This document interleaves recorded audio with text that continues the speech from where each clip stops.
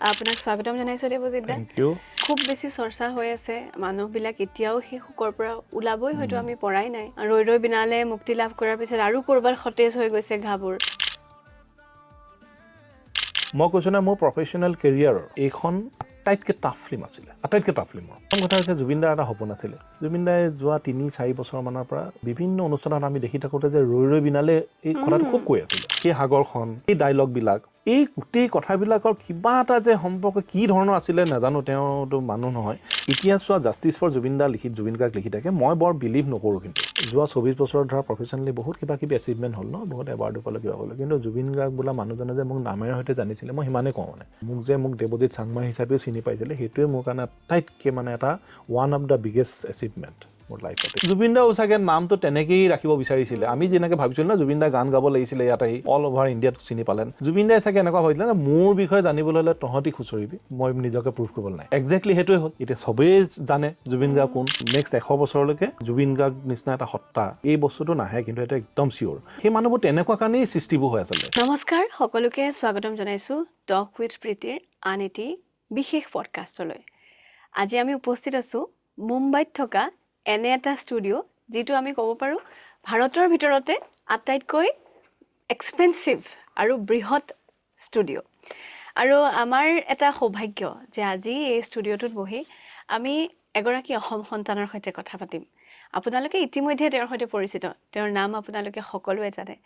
ৰৈ ৰৈ বিনালেৰ শেষৰখিনি কামো এই ষ্টুডিঅ'ৰ পৰাই হৈছিলে, আৰু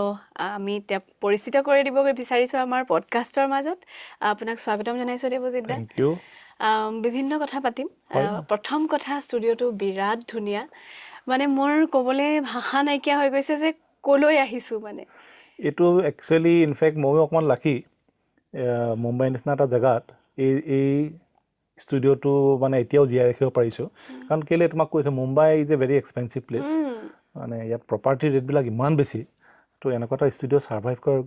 কৰাই ৰখাটো বৰ এটা ষ্ট্ৰাগল ডাঙৰ। চ' এইটো লাকিলি আমাৰ অকল মুম্বাইৰ বুলিয়ে নহয়, তোমাৰ গোটেই ইণ্ডিয়াৰ ভিতৰত আটাইতকৈ বেছি টেকনিকেলি আপগ্ৰেডেড, আৰু টেকনিকেলি আপগ্ৰেডেড কাৰণেই অকণমান এক্সপেঞ্চিভ আচলতে। আৰু এক্সপেঞ্চিভ হয় কাৰণেও ইয়াত খুব প্ৰফেশ্যনেলিজিমটো মেইনটেইন কৰা যায়। কাৰণ তুমি যেতিয়া মোক কিবা এটা পইচা দিবা, তো তাৰ বেনিফিটটো বা মই ৰিপ্লাইটো তোমাক মূল্যটো দিব পাৰিব লাগিবতো। তো সেইটো ছাইডৰ পৰা মই অকণমান লাকি যে আমি এই স্পেচটো পালোঁ। তাৰমানে কি হয় ন, তোমাৰ এতিয়া ধৰা পইচা আছে, হ'লেও তুমি মুম্বাই নিচিনা জেগাত এই স্পেচটো নাপাব পাৰা। তাৰমানে সেইটো ফালৰ পৰা অকণমান লাকি আৰু। ষ্টুডিঅ'টোৰ বিশেষকৈ আমি কথা পাতিম, কিন্তু আমি প্ৰথমতে যিহেতু এনেকুৱা এটা প্ৰসংগ অসমতে হওক বা সমগ্ৰ ভাৰতবৰ্ষতে খুব বেছি চৰ্চা হৈ আছে, মানুহবিলাক এতিয়াও সেই শোকৰ পৰা ওলাবই হয়তো আমি পৰাই নাই। ৰৈ ৰৈ বিনালে মুক্তি লাভ কৰাৰ পিছত আৰু ক'ৰবাত সতেজ হৈ গৈছে ঘাবোৰ। জুবিন গাৰ্গ, তেওঁৰ সপোনৰ চিনেমাখন, আপুনি বিভিন্ন কথা কৈছে ইতিমধ্যে, তথাপিও এই ষ্টুডিঅ'টোত বহি সেই যিখিনি ফিলিংছ, সেইখিনি আৱেগ অনুভৱ কৰিব পাৰিছোঁ যে সেই টীমটো যেতিয়া তেওঁলোক অসমৰ পৰা আহি ইয়াৰে অসমীয়া মানুহখিনিৰ লগত কাম কৰি এনেকুৱা এটা ষ্টুডিঅ'ৰ পৰা জুবিন গাৰ্গৰ সপোনৰ চিনেমাখন শেষ কৰি ধুনীয়াকৈ উলিয়াই লৈ গৈছে, সেই যিটো দিনা শেষ হৈছে, যিদিনা, সেইদিনাৰ কথা পাতিম দেৱজিৎ দা। কেনেকুৱা এটা পৰিৱেশ? সেইটো মানে কথাটো এনেকুৱা, তোমাৰ সেই চিনেমাখনৰ নামটোৱে মানে বৰ আৱেগিক, আৰু নামটো ক'লেই আচলতে ইনফেক্ট বেয়া লাগে। আমি চিনেমাখনৰ লগত বহুত দিন জড়িত হৈ আছিলোঁ, সেইখিনিতো বৰ পিছৰ কথা। সাধাৰণতে এখন চিনেমা আমি যেতিয়া কৰোঁ, চাউণ্ড ডিজাইনৰ পৰা মিক্সিং শেষ কৰালৈকে আমি প্ৰায় 800-900 ঘণ্টামান সেই চিনেমাখনৰ লগতে আমি জীয়াই থাকোঁ। 19 তাৰিখৰ পিছৰ পৰাহে একচুৱেলি আমাৰ আচল যুদ্ধ আৰম্ভ হ'ল। যুদ্ধ মানে কি হ'ল, মানসিক যিটো যুদ্ধ, মানে তুমি কেনেকৈ নিজকে ফিট কৰি ৰাখিবা। কাৰণ আমিতো প্ৰফেশ্যনেল মানুহ, যেনেকৈ ডক্টৰ এজনৰ ঘৰত কিবা হ'লেও অপাৰেশ্যন থিয়েটাৰটোত আৰু তেওঁ সেইটো এক্সকিউজ দিব নোৱাৰে। তো আমাৰ ক্ষেত্ৰতো কথাবোৰ তেনেকুৱা নহয় আচলতে।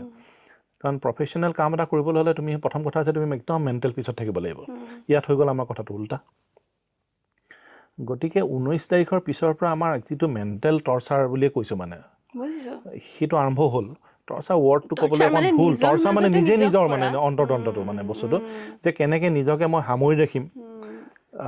মেণ্টেলি বেলেঞ্চ হৈ থাকি পেলাই কামটো কৰিব পাৰোঁ। মই কৈছোঁ না মোৰ প্ৰফেশ্যনেল কেৰিয়াৰৰ এইখন আটাইতকৈ টাফ ফিল্ম আছিলে, আটাইতকৈ টাফ ফিল্মৰ। Tough not from the creative ছাইডত, not from the physical labour, tough because আমাৰ আৱেগটো নাইকিয়া কৰি হোৱা নিচিনা হৈ গ'লতো আচলতে গোটেই বস্তুটো। গতিকে তুমি সেইটো দৃষ্টিৰ পৰা বিৰাট টাফ আছিলে। প্ৰথম কথা হৈছে জুবিন দাৰ এটা সপোন আছিলে। জুবিন দাই যোৱা ৩-৪ বছৰমানৰ পৰা বিভিন্ন অনুষ্ঠানত আমি দেখি থাকোঁতে যে ৰৈ ৰৈ বিনালে এই কথাটো খুব কৈ আছিলে। বহুত বছৰৰ পৰাই মানে প্ৰায় কৈ থাকে, বা আচৰিত ধৰণৰ মানে প্লেনিং নোহোৱাৰ আগৰ পৰাই মানে কৈ আছিলে। এনেই এতিয়া গম পালোঁ যে 2005-06 মানতে তেওঁলোকে ভাবিছিলে বুলি এখন চিনেমাৰ কথাটো ৰাফলি, কিন্তু সেইটো তাত ৰাফলি এনেই কথা পতা হৈ থাকেতো। কিন্তু তেওঁৰ চিনেমাখনৰ শ্বুটিঙলৈ যোৱা বহুত আগৰ পৰাই এই চিনেমাখনৰ কথা খুব কৈ থাকিছিলে। এতিয়া ইমান এটা ডাঙৰ সপোন আৰু মানুহজন নাই, গতিকে আমাৰ ৰেছপনচিবিলিটি তুমি জাষ্ট ইমাজিন কৰা, মানে ইনটু 10 মান হৈ যায়তো। এতিয়া ধৰা আমি কিবা এটা কাম কৰি আছোঁ, জুবিন দা কৰিলে ঠিকে আছে বুলি কৈ দিলে আমাৰ দায়িত্বটো শেষ হৈ গ'লহেঁতেন। এতিয়া মানুহজন নাই কাৰণে কি হয়, তুমি যেতিয়া কামটো কৰি থাকিবা সেই 10-বাৰটো নিজেই ভাবিবলগীয়া হয় না, যে তুমি জুবিন দাৰ দৃষ্টিৰে ভাবিব লাগিব, নিজৰ দৃষ্টিৰে ভাবিব লাগিব যে কৰি থকা কামটো হৈছেনে নাই, আমাৰ ঠিক হৈছেনে নাই, বা জুবিন দা থকা হ'লে এইটো কামটো কি বুলি ক'লেহেঁতেন। এই ধৰণৰ এটাটো হৈছে মানসিক, তোমাৰ একদম মানে কেনেকুৱা ধৰণৰ লাগে না, তুমি ভাগি মানে শেষ। আৰু আমাৰ কি হয়, চিনেমাখন যেতিয়া আমি কৰি থাকোঁ ন, ইয়াতে ধৰা টেকনিকেল কাম ন আমাৰ বস্তুটো, প্ৰথমখিনি টেকনিকেল, তাৰ পিছৰখিনি হৈছে আকৌ ক্ৰিয়েটিভ। টেকনিকেল কামখিনি আমি যেতিয়া কৰি থাকোঁ, ধৰা কিবা এটা মাতটো ভাল লগা নাই, অকণমান ইকুৱেলাইজ কৰিব লাগে, ল'জটো কাটিব লাগে, মিডটো বঢ়াব লাগে, কিবা আমি কৰি থাকোঁ ন, সেইখিনিলৈকে ঠিকে থাকে। এতিয়া কামটো হৈ যোৱাৰ পিছত ডাঙৰ স্ক্ৰীণখনত আমি চাব লাগে ন, চাই দিয়াৰ লগে লগে কি হয় তোমাৰ মানে তুমি নোৱাৰা, বুজি পাইছা? মানে মোৰ কথাটো ক'বলগীয়া দিগদাৰ হৈছে। কি হয়, জুবিন দাই প্ৰথমবাৰৰ কাৰণে মোৰ এনেকুৱা লাগে দেই, মোৰ ব্যক্তিগতভাৱে অনুভৱ যে জুবিন দাই প্ৰথমবাৰৰ কাৰণে চিনেমা এখনৰ এটা কেৰেক্টাৰটোৰ লগত ষ্টাৰ্ট টু এণ্ড থাকিলে। বেলেগ চিনেমাত কি হয়, মাজে মাজে জুবিন দা কেৰেক্টাৰটোৰ পৰা ওলাই জুবিন গাৰ্গ হৈ যায়, সেইটো তাৰ নিজস্ব এটা হেৰি, আৰু তেওঁৰ মানুহবিলাকে তেনেকেই ভাল পায়, জুবিন দাৰ ফেনবিলাকে না সেইটোৱে ভাল পায়, দাদা দাদা বুলি কৈ থাকে। মাজে মাজে ক'ৰবাত কেৰেক্টাৰটো বাহিৰেও জুবিন গাৰ্গক দেখা পাব লাগিব। এই চিনেমাখনত কি হৈছে ন, একদম ষ্টাৰ্ট টু এণ্ড তেওঁ কেৰেক্টাৰটোৰ লগত থাকিলে, কাৰণ এইটোতো নৰ্মেল কেৰেক্টাৰ নহয়, ব্লাইণ্ড এতিয়া ন, তুমি ব্লাইণ্ডত আৰু দিগদাৰ, মানুহটো পটককৈ উঠি পেলাই গুচি গ'ল বুলি তুমি যাব নোৱাৰা ন, তুমি এটাতো তেওঁৰ এটা হেৰি আছে, বডি মুভমেণ্টৰ কথা আছে। ষ্টাৰ্ট টু এণ্ড জুবিন দা এই ৰাহুল বোলা কেৰেক্টাৰটোৰ লগত থাকিলে চিনেমাখনৰ। কিন্তু আমাৰ কি হ'ল, প্ৰতিটো ফ্ৰেমতে আমি ৰাহুলক নেদেখি জুবিন দাক দেখি থাকোঁ। মানে কেনেকুৱা লাগিব, ষ্ট্ৰাগলটো মানে ভাবি আচৰিত লাগিছে। আমাৰ যেতিয়া ফোনটো স্ক্ৰল কৰি থাকোঁতে হঠাৎ পুৰণি ভিডিঅ' এটা ওলাই যায়, তেতিয়াও আমি উচুপো ইমান ডাঙৰ স্ক্ৰীণখনত। তুমি চিন্তা কৰাচোন, যেতিয়া আমি বাৰে আৰু ডাইলগবোৰ মানে এনেকুৱাকে গাত লাগি যোৱাকে কৈ যোৱা ডাইলগ। এনেকুৱা আছিলে ন, মানুহজন আচলতে সাধাৰণ মানুহ নহয়তো, সেইটো আমি জানো চোৱা। আৰু চিনেমাখনৰ কিছুমান আচলতে সেইটো লেভেলৰ মানুহে চাগে নিজে গম পায় নেকি নিজৰ ফিউচাৰটো কি, মই নাজানো, কিবা হ'ব পাৰে, সেইটো তেওঁহে ক'ব পাৰিলেহেঁতেন, কাৰণ আমাৰ লেভেলৰ মানুহৰতো এইটো সপোনৰ গোচৰ হা। গতিকে তেওঁ কিছুমান যে এই কাহিনীবোৰ লাইনবিলাক যে কৈ গ'ল চিনেমাখনত, আৰু তেওঁ আগতে কৈছিলে যে চাবিচোন ৰৈ ৰৈ বিনালে মানুহে কান্দি কান্দি চাব, চিনেমাখন একো ট্ৰেজেডিয়ে নহয়, নৰ্মেল চিনেমাখন, সেইখন চিনেমাত কেলে কান্দি কান্দি চাব তাৰমানে। কিন্তু সেই কথাটোতো তেওঁ বাৰে বাৰে কৈ আছিলে হা, যে ৰৈ ৰৈ বিনালে চাবিচোন মানুহে চবে কান্দি কান্দি চাব। এই কথাবোৰ এতিয়া ভাবি থাকোঁ দেই, সেই সাগৰখন, সেই ডাইলগবিলাক হা, মই সাঁতুৰিব পাৰিম নে আমুক তামুক, এই গোটেই কথাবিলাকৰ কিবা এটা যে সম্পৰ্ক কি ধৰণৰ আছিলে নাজানো, তেওঁতো মানুহ নহয়। লাষ্টত ৰীতা বাইদেউৰ ইণ্টাৰভিউটো নকওঁকৈ কিমানখিনি কথা কৈ থৈ গ'ল মানুহে। ইয়াৰ পৰা সেইকাৰণে চিনেমাখন শেষৰ দিনাখন আচলতে কি হ'ল ন, ইমান দিনে ৰৈ ৰৈ বিনাই যে সেইটো একচুৱেলি আমাৰ ক্ষেত্ৰত হৈ আছিলে, কাম কৰোঁ চকুপাতি ওলাই আকৌ কাম কৰোঁ এনেকুৱা। কিন্তু যিদিনা লাষ্ট চিনেমাখন যাব আৰু আমাৰ, তো সেইদিনাখন একচুৱেলি মানে সেই এটা থাকে ন, যে দাদা একচুৱেলি যে গুচি গ'ল কায়িকভাৱে যে নাই, সেই ফিলিংছটো একচুৱেলি আমাৰ সেইদিনাখনৰ পৰা একচুৱেলি আহিছিলে। তাৰপিছত আমি গুৱাহাটীলৈ গুচি গ'লোঁ। গুৱাহাটীৰ পৰা ঘূৰি আহি একচুৱেলি মই এই ফাৰহান আখটাৰৰ চিনেমাখন কৰি আছোঁ 120 বাহাদুৰ, মই লিটাৰেলি 2 দিন মই মন পাওঁ, তাৰমানে ষ্টুডিঅ'টোত সোমাই মানে সেই এনেকুৱা লাগিছে যে দৰ্শক হিচাপেও বহুতৰ আমি কথা পাতোতে, ইভেন মই নিজেও ব্যক্তিগতভাৱেও এটাই ফিডবেক পাইছোঁ যে চিনেমাখন কি চাইছোঁ সেইটোতকৈ বেছি ডাঙৰ কথা চিনেমা শেষ হৈ যাব। মানে তোমাৰ শেষ হোৱাৰ পিছত কি একচুৱেলি মেক্সিমাম দৰ্শক আমি তাত দেখি যিটো বুজিলোঁ, এই যে আমি ক'লোঁ না যিটো ফিলিংছ যে আমাক কৈছে না আমি শেষ হৈ গ'ল ঘূৰি আহি দেখিছোঁ তো দাদাৰ চিনেমাখনো নাই এতিয়া আমাৰ হাতত সেই ফিলিংছটো একচুৱেলি তাৰ প্ৰত্যেকজন দৰ্শকৰ হৈ আছে চিনেমাখন যেতিয়া শেষ হৈ যায় ন তাৰপিছত একচুৱেলি ভাবিছে যে ইয়াৰ পিছত কি হোৱাট ইজ নেক্সট কাৰণ তেওঁ কায়িকভাৱে না কেতিয়াবা এক্টিং কৰিব না তোমাৰ কেতিয়াবা গান গাব গতিকে এটা হয় না তোমাৰ একদম একচুৱেল ভেকুৱামটো একচুৱেলি চিনেমাখন শেষ হোৱাৰ পিছত আহে মানে আৰু এটা কথা সুধিব লাগিব দেৱজিৎ দা মই মানে ক'ৰবাত কথাখিনি আপুনি কৈ থাকোঁতেও আকৌ সেই ফিলিংটোৰ মাজত সোমাই যোৱা হয় অকণমান ক'ৰবাত আকৌ বিৰতি লৈ সেই কথাখিনি ক'ব পৰা এটা এটা মানে হয় একচুৱেলি এইটো মানুহৰ মাজত এইটো এটা অস্থিৰতা হৈ থাকি যাব চাগে মানে জুবিন গাৰ্গে এটা মোৰ লগত এটা এবাৰ তেওঁৰ সাক্ষাৎকাৰ এটাত তেখেতে মই সুধিছিলোঁ যে আপোনাৰ কিবা এটা সলাব বিচাৰে নেকি কি বাৰ্থডেৰ ইণ্টাৰভিউ আছিলে গপশ্বপত থাকোঁতে লৈছিলোঁ মই তেখেতে কৈছিলে যে মই বহুত চেঞ্জ কৰিবলগীয়া আছে কিন্তু মই অলপ মানুহজন অস্থিৰ এই অস্থিৰতাটো মই চেঞ্জ কৰিব পাৰিলে ভাল মোৰ মাই মাইণ্ড নেভাৰ শ্লিপছ মই শুই থাকোঁতেও মোৰ মাইণ্ডটো সাৰ পাই থাকে তো চবকে কয় যিখিনি চবকে কথা প্ৰায় সেইটো মানে আৰু এটা কথা কৈছিল যে মই এই অস্থিৰতাটোক কিন্তু মই আঁতৰাব পাৰিলে ভাল কিন্তু অস্থিৰতাটো যদি আঁতৰাই দিওঁ মই হৈ নাথাকিম নাথাকে কেতিয়াও সেইকাৰণে মই ভাবোঁ এতিয়া তেওঁ শান্তিত আছে কিন্তু সেই অস্থিৰতাটো আমাৰ মাজত এনেকুৱা এটা অনুভৱ হৈ থাকিব সেইটো সদায় থাকিব আৰু নেক্সট 100 বছৰলৈকে এই জুবিন গাৰ্গ নিচিনা এটা সত্তা বুলি কৈছোঁ আৰু মই শিল্পী বা কিবা কিবি কোৱা নাই এই বস্তুটো নাহে কিন্তু এটা একদম চিয়'ৰ আৰু তেখেত আৰু সেই মানুহবিলাক আচলতে তোমাক এটা মই কথা কওঁ নাজানো সেই মানুহবোৰ তেনেকুৱা কাৰণেই সৃষ্টিবোৰ হয় আচলতে নৰ্মেল 10 to 5 চিডিউল তাত চলিলেতো আৰু ক্ৰিয়েটিভিটি নহ'ব ন সেইটো এটা পাৰ্ট অফ দেট পেকেজ মানে সেই ক'ৰবাত সেই যিমানখিনি তেওঁ বেচিজিল আছিল ক'ৰবাত বেচিজিলো আছিল কিছু কিছু সংক্ৰান্তত সকলোৱে জানেই যিহেতু কিন্তু সেইখিনিও তেখেতক ক'ৰবাত পৃথক কৰি ৰাখিলে তাৰ মাজতে কামবোৰ সুৰবোৰ ইমান ধুনীয়া হঠাৎ গাই দিয়া আমি তাকে এতিয়া আপোনালোকৰ সৈতে বা তেওঁৰ সৈতে জড়িত বাকী মানুহৰ লগত যেতিয়া ইয়াত আহি পুৰণি মানুহখিনিৰ সৈতে কথা পাতিছোঁ তেতিয়াহে গম পাইছোঁ যে এনেকৈ হঠাতে মানে লিখে গীতটো হঠাতে গাই দিয়ে অথচ এটা মাষ্টাৰ পিচ তেখেতটো একচুৱেলি মই টু বি ভেৰি ফ্ৰেংক মই with due respect to all others গায়কীৰ ফালৰ পৰা মই নাভাবোঁ কোনোবা আছিলে বা কোনোবা আহিব মই একদম খোলাখুলিকৈ কৈছোঁ with due respect to everyone সেইটোত কাৰো ডিমত থাকিব নোৱাৰে জুবিন দাৰ শেহতীয়া বছৰকেইটাতে আমি অকল লাগি থাকিলে নহ'ব এই যে আমি থাকে ন কেতিয়াবা বৰ হেৰিও লাগে দেই সেইবোৰ মানে আমিও নিজে এটা মানে আমাৰ গাতো ভুল আছে একচুৱেলি জুবিন দাৰ জোতাৰ কথা ডিছকাছ বেছি হয় জুবিন দাৰ ড্ৰেছৰ কথা ডিছকাছ বেছি হয় জুবিন দাৰ মদ খোৱাৰ কথা ডিছকাছ বেছি হয় এতিয়া তুমি মোক এটা কথা কোৱাচোন মই দুযোৰৰ দুপাত জোতা পিন্ধি মদ খাই ফুৰিলে মই কি জুবিন দা হৈ যাম নেকি জুবিন গাৰ্গ হ'ল প্ৰথমতে ন জুবিন গাৰ্গ কেনেকৈ হ'ল একচুৱেলি সেই জাৰ্ণিটো আমি পাহৰি বাকী কথাবোৰ আমি খুব বেছিকৈ নাপাতিলোঁ জানো সেই মানুহজননো কিয় তেনেকুৱা হ'ল সেই মানুহজন কিয় এনেকুৱানো বেছিকৈ মদ খাবলৈ ল'লে কিয় ইমাননো অস্থিৰ হৈ থাকে মই ভাবোঁ তেনেকুৱা প্ৰত্যেকটো কথাৰ আঁৰতে তেওঁৰ সঁচাকৈ একোটা কাৰণ আছে পৰিস্থিতি সেইটোৱে কৈছোঁ ন আৰু এটা সেইটোকে মই কৈছোঁ এইটো এটা কালেক্টিভ আমাৰ এটা ভুল বুলি মই লওঁ এতিয়া চোৱা জুবিন দা ছিংগাপুৰলৈ গ'ল কি হ'ল নহ'লতো আমি নাই কাৰণে আমি ক'ব নোৱাৰোঁ সেইটোতো বাৰু ন্যায় ব্যৱস্থা আছে আদালতে যি ৰায় দিয়ে দিব আৰু এতিয়া চোৱা জাষ্টিছ ফৰ জুবিন গাৰ্গ লিখি থাকে মই বৰ বিলিভ নকৰোঁ কিন্তু মই একদম খোলাখুলিকৈ কৈছোঁ মোৰ কেতিয়াবা দুখো লাগে মই এটা ধাৰা দেখি আছোঁ যে কৈ আছে যে 3 মিলিয়ন হৈছেহে আমি 10 মিলিয়ন কৰিব লাগিব 5 মিলিয়ন কৰিব লাগিব মানে কি ধৰণৰ ৰেকৰ্ড এটা আমি এচিভ কৰিবলৈ চাইছোঁ সেইটো যদি মই নাজানো জুবিন দাটো ন্যায় কেনেকৈ পাব কোৱাচোন জুবিন গাৰ্গটো গুচি গ'ল তেখেতটো গ'ল আল্টিমেটলি হয়নে নহয় তো জুবিন দাই ন্যায় পাবলগীয়া কথাটো নাই কথাটো এনেকুৱা যে আমি জনাটো উচিত দাদাৰ লগত কি হৈছিল এক্সেক্টলি কাৰ কি নেগলিজেঞ্চ আছিলে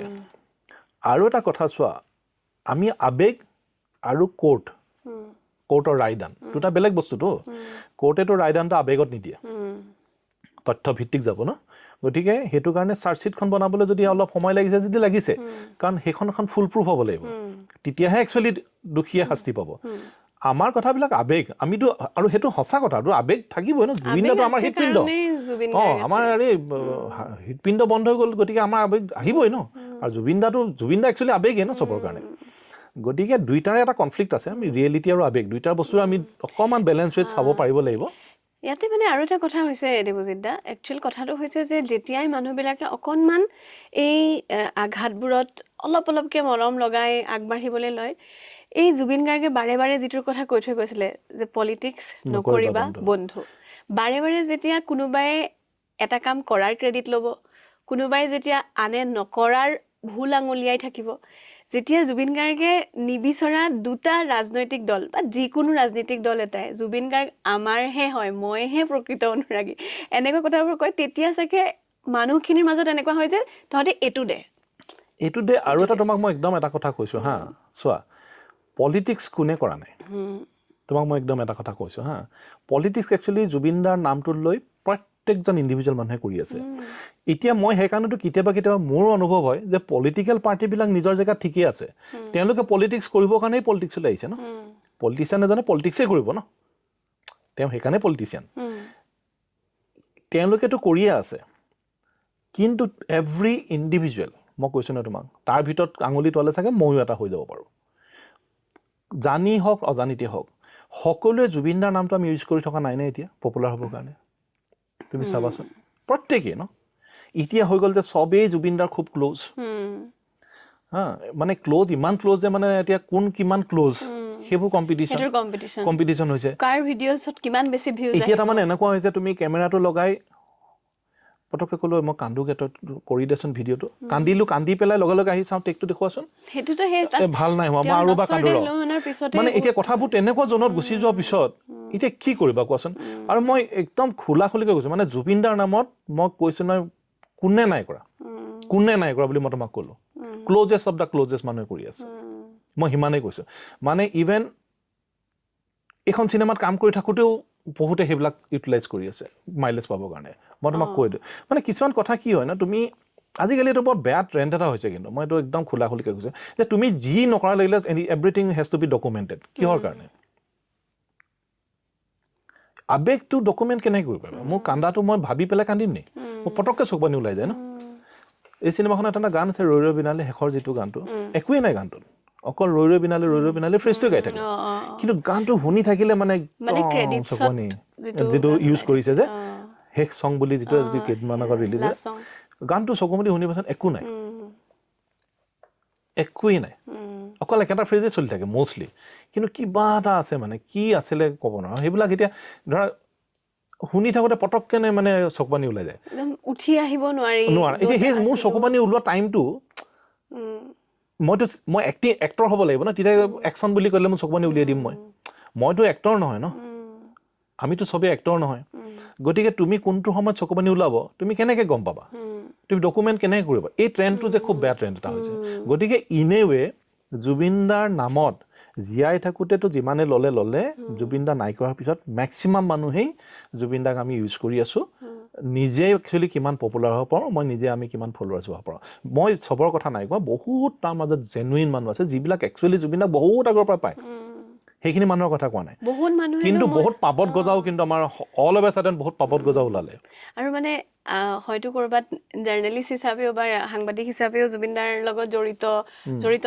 জড়িত থকা বহুত মানুহক আমি জানো, বহুতক নাজানো, তথাপিও শিকি আছো, জানি আছো। ঠিকে, আৰু জুবিনদাৰ নামটো সদায় ডিছকাশ্যনত থাকিব লাগে, জুবিনদাৰ স্মৃতি গৰ্ভত কেতিয়াও সোমাব লাগে, কিন্তু কাৰেক্ট কাৰণত সোমাব লাগে। সেইটোকে মানে আমি আৰু এটা বস্তু দেখিছো যে যিটো সময়ত তেওঁ জীয়াই থাকোঁতে যিখিনি মানুহে খুব বেছিকে তেওঁক মানে অৱহেলাহে কৰিলে, অৱহেলা বুলি ক'লে মানে কেনেকুৱা হ'ব, আপোনাৰ খুব ঘৃণাহে তেওঁক যাচি দিবলৈ ভাল পালে, বা একেবাৰে নাযাচিলে, একোৱেই কানেকশ্যনে নাছিলে, তেওঁলোকেও এতিয়া মানে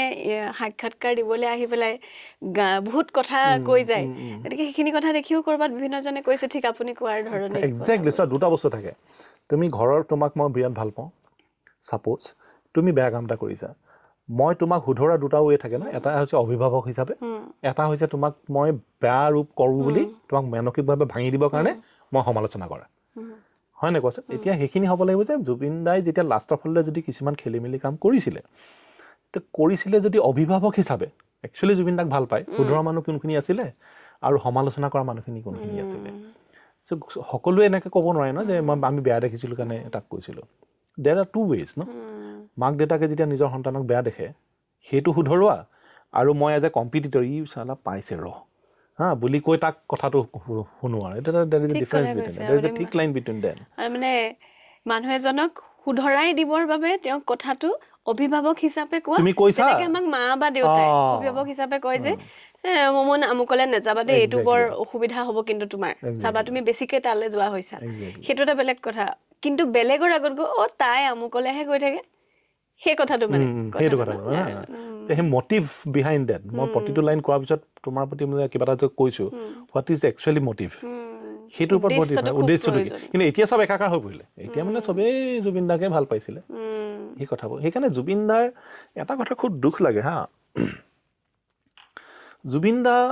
সদায় মানুহৰ মাজতে থাকে ক'ৰবাত আচলতে মানুহটো খুব অকলশৰীয়া আছিলে এতিয়া মই খুব অনুভৱ কৰোঁ আৰু কিছুমান কথা এতিয়া শেহতীয়াকৈ কিছুমান থাকে আৰু মানে কিছুমান ইটোৱে কয় সিটোৱে কয় এনেকুৱা চাগে নাই কাৰণে কিছুমান কথা কৈ দিছে এতিয়া সেইবোৰ কথা জানিলে কেতিয়াবা দুখো লাগে আৰু ৰীতা বাইদেউৰ ইণ্টাৰভিউটোত একচুৱেলি জুবিন দাই নকওঁকে কেইবাটাও কথা ক'লে জুবিন দাও চাগে জানিছিলে ই চাৰাউণ্ডেড বাই দ্য ৰং পিপল নহ'লে তুমি এটা কথা কোৱা সেই মানুহজনে কিয় ক'ব যে অল আৰ এলোন আৰু এটা কৈছিলে ন যে মোক যন্ত্ৰ বনাই দিলে মই এনেকুৱা নাছিলোঁ হা কোনে বনালে যে মোক মানুহে বনালে আৰু এটা কৈছিলে ন যে চাওঁচোন বুঢ়া হ'লে কেইটা মানুহ আহে সেই লাইনটো কেলে ক'লে বাৰু ইমান মানুহৰ মাজত থাকে চবতো এতিয়া এনেকুৱা চালে এনেকুৱা নালাগে জানো সকলোতো জুবিন দাক একদম মানে নিজতকৈ বেছি ভাল পোৱা মানুহেচোন এতিয়া নাই তো তাৰপিছতো জুবিন দাই কিয় সেই লাইনটো কৈছিলে সেই কথাবোৰ আমি অকণমান কালেক্টিভলি ভবাটো উচিত বুলি মই ভাবোঁ আচলতে বস্তুটো এটা কথা মই সুধিব বিচাৰিছোঁ দেৱজিতা আপুনি বহু বছৰ মুম্বাইত কাম কৰি আছে ইমান ধুনীয়াকৈ আমি গৌৰৱ কৰিব পৰাকৈ ইয়াত প্ৰতিষ্ঠিত আমাৰ খুব ভাল লাগে ভাবিও ভাল লাগে কৈও ভাল লাগে আহি কেনেকুৱা অনুভৱ হৈছে হয়তো মই দৰ্শকক বুজাব নোৱাৰিম হয়তো যদি কেতিয়াবা অসমৰ পৰা আহি এনেকৈ আহিব পাৰে তেতিয়া বুজি পোৱা যাব যে মই কি অনুভৱ কৰিছোঁ কিন্তু এইখিনিত সুধিব খোজা কথাটো এইটো মুম্বাই এখন খুব দ্ৰুত বেগত চলা এখন চহৰ যিখন চহৰৰ হয়তো উশাহ ল'বলৈও সময় নাই কাম বহুত আছে যথেষ্ট কাম বিচাৰিব লাগিব কৰি থাকিব লাগিব যুদ্ধখন যুঁজি থাকিব লাগিব এপলকলৈও যদি বিৰাম ল'বলৈ ৰৈ দিছে ৰৈ দিব লাগিব জুবিন গাৰ্গ আহিলে জুবিন গাৰ্গে ইয়াত যথেষ্টখিনি কাম কৰিলে প্ৰথমতেই আৰু খুব ধুনীয়াকৈ কৰিলে যিকেইটা কাম আছে লেখত ল'বলগীয়া কাম আপোনাৰ সৈতেও সংযোগ হৈছে হিন্দী গানৰ ক্ষেত্ৰত সেইখন আছিলে চিনেমা 2006 চনত মই যেতিয়া প্ৰথম আৰম্ভ কৰিছিলোঁ ইণ্ডিভিজুৱেল লেভেলত প্যাৰ কে সাইড এফেক্ট তাত জুবিন দা শিকাইছিল জানে কে চাহে মন বাবৰা খুব ফেমাছ গান এটা যিকেইটা তেওঁ গাইছে কিন্তু তাৰে আমি যিকেইটা জানো আৰু হয়তো বহুত গাইছে ইয়া আলীখন গেংষ্টাৰ গাইছিলে এখন মই ইয়া আলীখনতো গাইছে তাৰপিছতে ক্ৰিছখনতো গাইছিলে ক্ৰিছখনত দম মাৰো দমত গাইছে দম মাৰো দম ৰোহন চেপি চিনেমাটো গাইছে জুবিন দাই একচুৱেলি ময়ো জনা নাছিলোঁ প্ৰায় নিয়েৰলি 40টামান হিন্দী গান তাকে মানে আমি ধৰক 40টাৰে হয়তো 10টাও নাজানে কিছুমানে সাধাৰণতে ইয়া আলী বুলিয়ে আচলতে জুবিন দা ইয়া আলীতে থাকি গ'ল কিন্তু জানে কিয়া চাহে মন বাৱৰাও বিৰাট ধুনীয়া গান এটা গতিকে সেইটোলৈ আহিম আমি কিন্তু মই সুধিব খোজা প্ৰশ্নটো অলপ দীঘলীয়া হৈছে যদি বুজাব খোজা কথাটো এইটো যে মুম্বাইলৈ আহি জুবিন গাৰ্গে অসমলৈ ঘূৰি যোৱাৰ সিদ্ধান্ত ল'লে তেওঁৰ ইয়াত ঘৰ আছে তেওঁ বেছিকৈ নাথাকে অসমৰ পৰা মানুহ আহিলে থাকিবলৈ দি দিয়ে বা যোনে যেনেকৈ ব্যৱহাৰ কৰিব পাৰে তেওঁ ভাল পায় ঘৰটো যদি ব্যৱহাৰ কৰিব পাৰে কিন্তু নিজেই মুম্বাইত নাথাকিলে সদায় অসমে কৰি থাকিল আপুনি ভাবেনে যদি তেওঁ মুম্বাইত এই প্ৰতিযোগিতাখনত যদি নিজেই সিদ্ধান্ত লৈ ৰৈ দিলেহেঁতেন আজিৰ এই দিনটো জুবিন গাৰ্গ থাকিলেহেঁতেন সেইটো খুব আচলতে খুব ভাল কথা এটা সুধিছা সেইটো অকল জুবিন দাৰ কাৰণে নহয় সেই কথাটো বহুতৰ ক্ষেত্ৰতে আচলতে এপ্লিকেবল হ'ব হা জুবিন দা ইয়াৰ কথাটো লৈ অহাৰ আগতে মই আৰু সৰুকৈ এটা কথা কওঁ সাধাৰণতে মানুহে এটা বস্তু খুব ভুল কৰে সেইটো হৈছে কি মানুহে খুব কম্পেয়াৰ কৰে হা বলিউড আৰে বলিউড মানে আল্টিমেট নহয় মই ইয়াত থাকিও কৈছোঁ চোৱা মই মুম্বাইত আছোঁ মোৰ কথাটো সদায় মই এইটো বিশ্বাস কৰোঁ যে মই ক'ত আছোঁ সেইটো ইম্পৰ্টেণ্ট নে মই কি কৰি আছোঁ সেইটো ইম্পৰ্টেণ্ট বুজি পাইছেনে মই মুম্বাইত আছোঁ বুলিয়ে মই ক'ব পাৰিম নেকি যে মই অসমত থকা আটাইতকৈ বেছি টেলেণ্টেড কথাটো তেনেকুৱা নহয় ন মানুহক বিভিন্ন পৰিস্থিতিয়ে বিভিন্ন কাৰণ থাকে সকলোকে এটা জেগালৈ ঠেলি ঘূৰি ফুৰে আমিও ঠিক তেনেকুৱাকৈ আহি মুম্বাই পালোহি জুবিন দা যেতিয়া মুম্বাইলৈ আহিছিলে জুবিন দাৰ কথাটো এনেকুৱা আছিলে জুবিন দা তেতিয়া জুবিন গাৰ্গ হৈ আহিছেতো জুবিন দা নতুনকৈ ষ্ট্ৰাগল কৰিবলৈ মুম্বাই অহা নাই জুবিন দা তেতিয়া জুবিন গাৰ্গ হৈ আহিছে গতিকে জুবিন দাৰ যিহেতু তেনেকুৱা ধৰণৰ মানুহবিলাক এটা খেয়ালি মনৰ হয়েই গতিকে তেওঁৰ নিজস্ব এটা হেৰি এটা থাকিব ন এতিয়া মুম্বাইত কিছুমান বস্তু এটা হয় যে প্ৰফেচনেলিজিমটো খুব সুন্দৰকৈ মুম্বাইত মেইনটেইন কৰা যায় সেইটো কথা একদম সঁচা কথা মানে ইয়াত ধৰা মই বোলে অকণমান নহয় দে গান গোৱাৰ আগতে মই পেক দুটা খাই ল'ব লাগিব কিবা কৰি ল'ব সেনেকুৱা ধৰণৰ কালচাৰটো আমি ইয়াৰ পৰা দেখা নাই টাইমৰ খুব এটা মানে সঠিক কেলকুলেশ্যন থাকে সেইফালৰ পৰা মুম্বাইটো ভাল কিন্তু জুবিন দাৰ ক্ষেত্ৰত কি হ'ল জুবিন দাৰ কিছুমান নিজস্ব টাৰ্মছ এণ্ড কণ্ডিশ্যন থাকে জুবিন দাই কাৰো ৰুল ৰেগুলেশ্যনত চলা মানুহ নহয় গতিকে কিছুমান ৰেকৰ্ডিঙত ধৰা জুবিন দাক আমুক টাইমত দিছিলে যদি জুবিন দাই কেতিয়াবা সময়ত নাপায়গৈ বহুত দেৰিকৈ পায় চ' তেনেকুৱা ধৰণৰ কিছুমান কথা আছে কিন্তু আগতেও আৰু এটা কথা দেই মই এতিয়া ধৰা আমি যেতিয়া প্ৰথম আমি ইয়াত আৰম্ভ কৰিছোঁ মোৰ প্যাৰকে চাইড এফেক্টতে গানটো যেতিয়া বাজে ন মই মানে ইমান ভাল লাগে নাই এনেকুৱা এটা ষ্টুডিঅ'ত জুবিন দাৰ মাতটো গুণগুমাই থাকে মই গানটো মানে লুপ কৰি লগাই থৈ দিওঁ বুজিছা নাই লুপ কৰি আছোঁ লগাওঁ মই মানে লুপ কৰি লগাৰ পিছত এনেকৈ বাহিৰলৈ চাই থাকোঁ কোনোবা আহিছে নাই কোনোবা আহিলে তাৰমানে মোৰ এনেকুৱা অনুভৱটো যে কোনোবা আহি সোধক ডিছকাপ হৈছে একদম কৰিব কমা জুবিন গাৰ্গ সেই তেতিয়া এটা খুব আমাৰো আছিলে আমাৰো বেয়া লাগিছিলে জুবিন দা ইয়াতে থাকিব লাগিছিলে যেতিয়া কিছুমান হাই স্কেলত গোৱা গান শুনো যে সেই তেতিয়া জুবিন দালে খুব মনত পৰে ইছ ৰাম এইটো একোৱেই গোৱা নাই জুবিন দাই হোৱালে এইটো মানে এটা বেলেগ লেভেলত নিলেহেঁতেন জুবিন দাইটো ফালি দিলেহেঁতেন সেই অনুভৱটো কিন্তু এবাৰ নহয় দুবাৰ নহয় বহুতবাৰ আহি থাকে প্ৰতিটো তেনেকুৱা স্কেলত যেতিয়া মানে জুবিন দাৰ কি হয় ন জুবিন দাৰ মেইন সেইটো আছিলে ওপৰত যেতিয়া স্কেলত লগায় জুবিন দাৰ মাতটো আৰু মিঠা হৈ যায় যিটো স্কেলত মানুহৰ বেলেগ ছিংগাৰ ষ্ট্ৰাগল হয় তাত জুবিন দাৰ মাতটো একদম মিঠা হৈ যায়গৈ গতিকে যেতিয়া আমি তেনেকুৱা স্কেলত গোৱা গানবোৰ শুনো মানে সুখবিন্দৰ সিং এটা সাধাৰণতে তেনেকুৱা গানবোৰ গায় তেতিয়া মানে খুব জুবিন দালৈ মনত পৰে তেতিয়া আমাৰো খুব এটা থাকে দেই কাৰণ জুবিন দা এটা আৱেগ চবেই ভাল পাওঁ কাৰণে জুবিন দা অসমতে থাকিলে জুবিন দা অসমত থাকিলে অকল অসমীয়া মানুহখিনিয়ে গম পাব এতিয়া ইয়াত খুব কম টেলেণ্টেড কিমান ছিংগাৰক ইণ্ডিয়াত জানে চবয়ে সেই ধৰণৰ আক্ষেপ আৰু খুব এটা আমি কঢ়িয়াই ফুৰিছিলোঁ সেইটো একদম সঁচা কথা এতিয়া মই এতিয়াতো নাই কৰা বুলি ক'লে মিছা কথা হ'ব সেই সময়ত আমাৰ লাগিছিলে জুবিন দা ঘূৰি যোৱা ডিচিশ্যনটো ভুল আছিলে জুবিন দা থাকিব লাগিছিলে অসমততো হৈ থাকিব গান বাজানা জুবিন দা ইয়াত থাকিলেও অসমলৈ বিহুখিনি কৰি আহিব পাৰিব কিন্তু এতিয়া টু বি ভেৰি ফ্ৰেংক সঁচা কথা ক'বলৈ গ'লে জুবিন দা যদি ইয়াত থাকিলেহেঁতেন হয়তো জুবিন দাৰ আজি যিটো আৱেগ পাইছে এইটোতো বাৰু অনাকাংক্ষিত কোনো এইটো বিচৰা নাছিলোঁ কিন্তু সেইটো হয়তো নহ'লহেঁতেন কিজানি এই যে খুব এটা মানে মেকানিকেল লাইফ এটা মুম্বাইত এনি টাইম থাকে ইয়াত লিটাৰেলি তুমি কাৰেক্ট কথা কৈছা উশাহ ল'বলৈও সময় নাই উশাহ লৈ থাকোঁতেও তোমাৰ সেই লাক্সাৰী নাই যে মই অকল উশাহটোহে ল'ম এতিয়া উশাহ লওঁতেও তুমি বেলেগ কিবা কাম এটা কৰি থাকিব লাগিব তাৰমানে তো সেই এটা যান্ত্ৰিকতাত সোমাই যদি সেই মানুহজন হয়তো ক'ৰবাত হেৰাই গ'লহেঁতেন নেকি তেনেকুৱাও কেতিয়াবা এতিয়া ভাববোৰ হয় গতিকে এই মুহূৰ্তত মই এটা কথা জানো যে জুবিন দা ঘূৰি যোৱা ডিচিশ্যনটো খুব কাৰেক্ট আছিলে আৰু জুবিন দাই নিজেও কৈছিলে যে মানে এই king never should leave his kingdom আজি জুবিন দা যে ঢুকালে নাইকিয়া হ'ল ঢুকোৱাৰ পিছত কি হ'ল ন মই এটা তোমাক কৈ দিছোঁ ইয়াতো মুম্বাই ইণ্ডাষ্ট্ৰীত ইয়াতে আছোঁ কাৰণে মই কৈছোঁ ইয়াৰ কণ্টেম্পৰৰী ছিংগাৰবিলাকে লগে লগে কিন্তু ৰিয়েকশ্যন দিয়া নাছিলে কোনো দিয়া নাই তোমালোকেও চাবা সেইটো ৰিয়েকশ্যন আহিছে এদিন দুদিনৰ পিছৰ পৰাহে লাহে লাহে আহিলে তাৰপিছত লাহে লাহে আৰু বেছি বাঢ়িলে এই যে এটা দেখিলে অসমত কি হ'ল পৰিস্থিতি মানুহ ইমান বলীয়া হৈ গৈছে কিবা হৈছে তাৰপিছত মানুহে খুচৰা আৰম্ভ হ'ল খুচৰি ন' ডাউট এতিয়া জুবিন দাক অল অভাৰ ৱৰ্ল্ডতে এটা পপুলাৰ নাম জুবিন দাও চাগে নামটো তেনেকেই ৰাখিব বিচাৰিছিলে আমি যেনেকৈ ভাবিছিলোঁ ন জুবিন দা গান গাব লাগিছিলে ইয়াত আহি অল অভাৰ ইণ্ডিয়াত চিনি পালেন জুবিন দাই চাগে এনেকুৱা ভাবিছিলে যে মোৰ বিষয়ে জানিবলৈ হ'লে তহঁতি খুচৰিবি মই নিজকে প্ৰুভ কৰিবলৈ নাই একজেক্টলি সেইটোৱে হ'ল এতিয়া চবেই জানে জুবিন দা কোন মোৰ ষ্টুডিঅ'ৰ বাহিৰত থকা পিয়নটোলৈকে চাফা কৰা ল'ৰাকেইটালৈকে চবেই জানে এতিয়া দে অল নন আছামিজ চাগে জুবিন দাই সেই বস্তুটোলৈ ভাবিছিলে নেকি তেনেকুৱা কিছুমান মানুহে যে কয় ন তেওঁ বেলেগ ধৰণৰ এটা লাইফটো প্ৰেডিক্ট কৰিব পাৰে চাগে জুবিন দাই ভাবিছিলে যে মোৰ নামটো এনেও জানিবই সকলোৱে আৰু কৈ থৈও গৈছে নহয় বহুত কথাই মই যেতিয়া মৰিম তেতিয়া এসপ্তাহ বন্ধ থাকিব অসম লিটাৰেলি এসপ্তাহ যদি অসম বন্ধ থাকে ভাৰতে বিশ্বই জনাটো একো ডাঙৰ কথা নহয় চাগে তেওঁ নিজৰ চিনাকিটো অসমৰ বাহিৰত তেনেকৈ দি থৈ যাব বিচাৰিছিলে যে তহঁতি মোৰ নামটো খুচৰিবি আৰু তহঁতৰ ভুল বেয়া লাগিব যে জানি আমি মোক মানুহজনক ইউটিলাইজ নকৰিলে কিছুমানে নাজানিলে কিছুমানে জানিও ইউটিলাইজ নকৰিলে আজি বিশাল শেখৰৰ হেতিওটো কৈ স্বীকাৰ কৰিছে ন যে আমি নাজানিলো পটেনচিয়েলটো ইউটিলাইজ কৰিব পটেনচিয়েলটো ইউটিলাইজ নকৰিলো এইটো কিন্তু সেইটো মানে সেই ৰিগ্ৰেটটো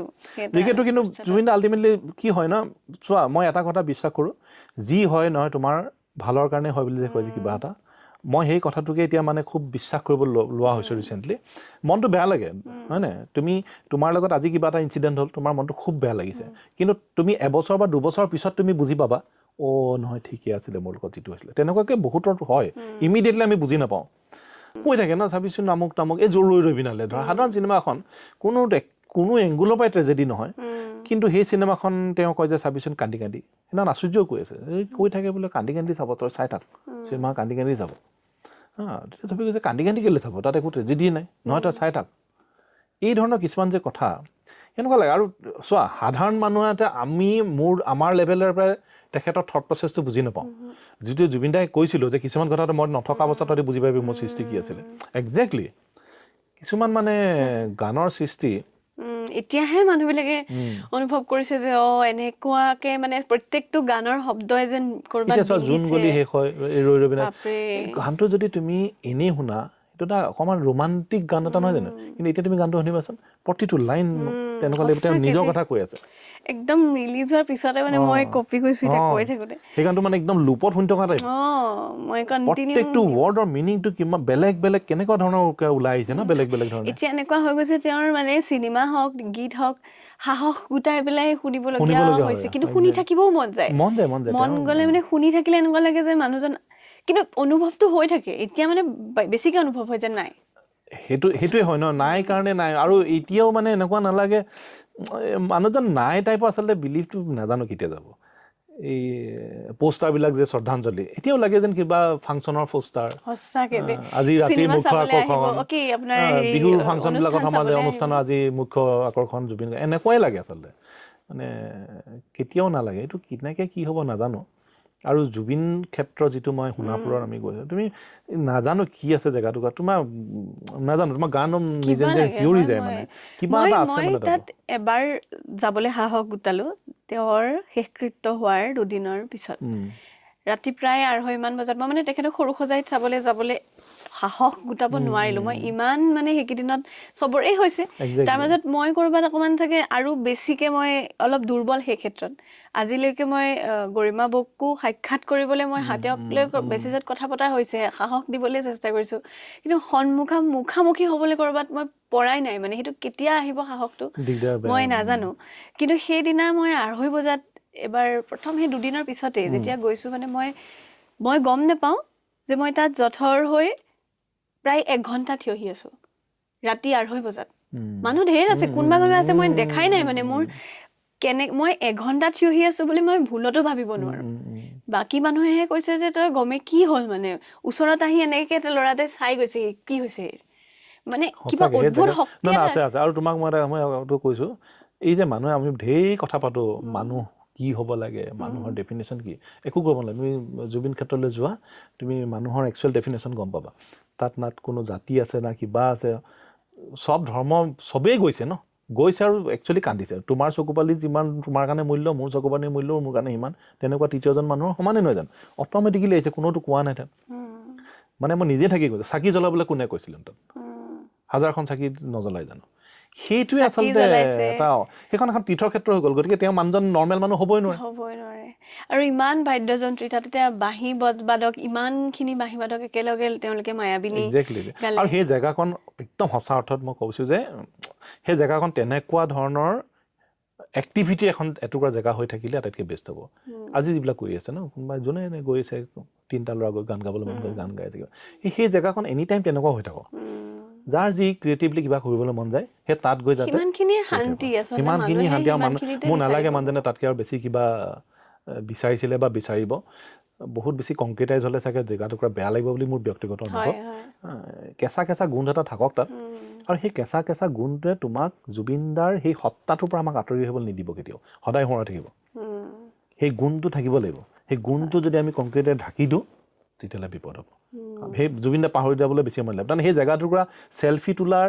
বা এনেই টাইম পাছ কৰিবলৈ যোৱা জেগা এটুকুৰা হ'ব নালাগে প্ৰকৃত অৰ্থত একচুৱেলি মানে ক্ৰিয়েটিভিটিৰ সৃষ্টিৰ এটা স্থল হওক তাৰমানে সঁচা অৰ্থত সেই তেনেকুৱাকৈ মই ৰিচেণ্টলি গৰিমা দেখাইছিলে এটা ডিজাইন খুব সেইটো যদি হয়গৈ একচুৱেলি খুব ভাল লাগিব এটা সিম্পল ডিজাইন এটা যে দেখাইছে তেওঁলোকে কিছুমান এটা ডিজাইন প্ৰস্তুত কৰিছে এতিয়া গোটেইখিনি মানুহ মিলি পেলাই সেইটো যদি কিবা কথাত যদি কাৰ্যকৰী হয় খুব ভাল লাগিব আৰু তাত যথেষ্টখিনি বিভিন্ন ধৰণৰ তেনেকুৱা ধৰণৰ কথাবোৰ ভবা হৈছে আচলতে এম্পি থিয়েটাৰৰ কথা আছে তেনেকুৱা ধৰণৰ যদি হয় এইটো খুব ভাল লাগিব আৰু এটা কথা এইখিনিতে এই কথাটো ওলাইছে কাৰণে সুধিব লাগিব প্ৰায়বিলাক এতিয়া আমি শংকৰদেৱ কলাক্ষেত্ৰৰ কথাই কওঁ যেতিয়া এটা অনুষ্ঠান হয় তেতিয়া মানে এটা অনুষ্ঠান পতাৰ জেগা হৈহে কেতিয়াবা থাকি যায় বস্তুবোৰ এই যেনেকৈ বিবাহ ভৱনত বিয়া হয়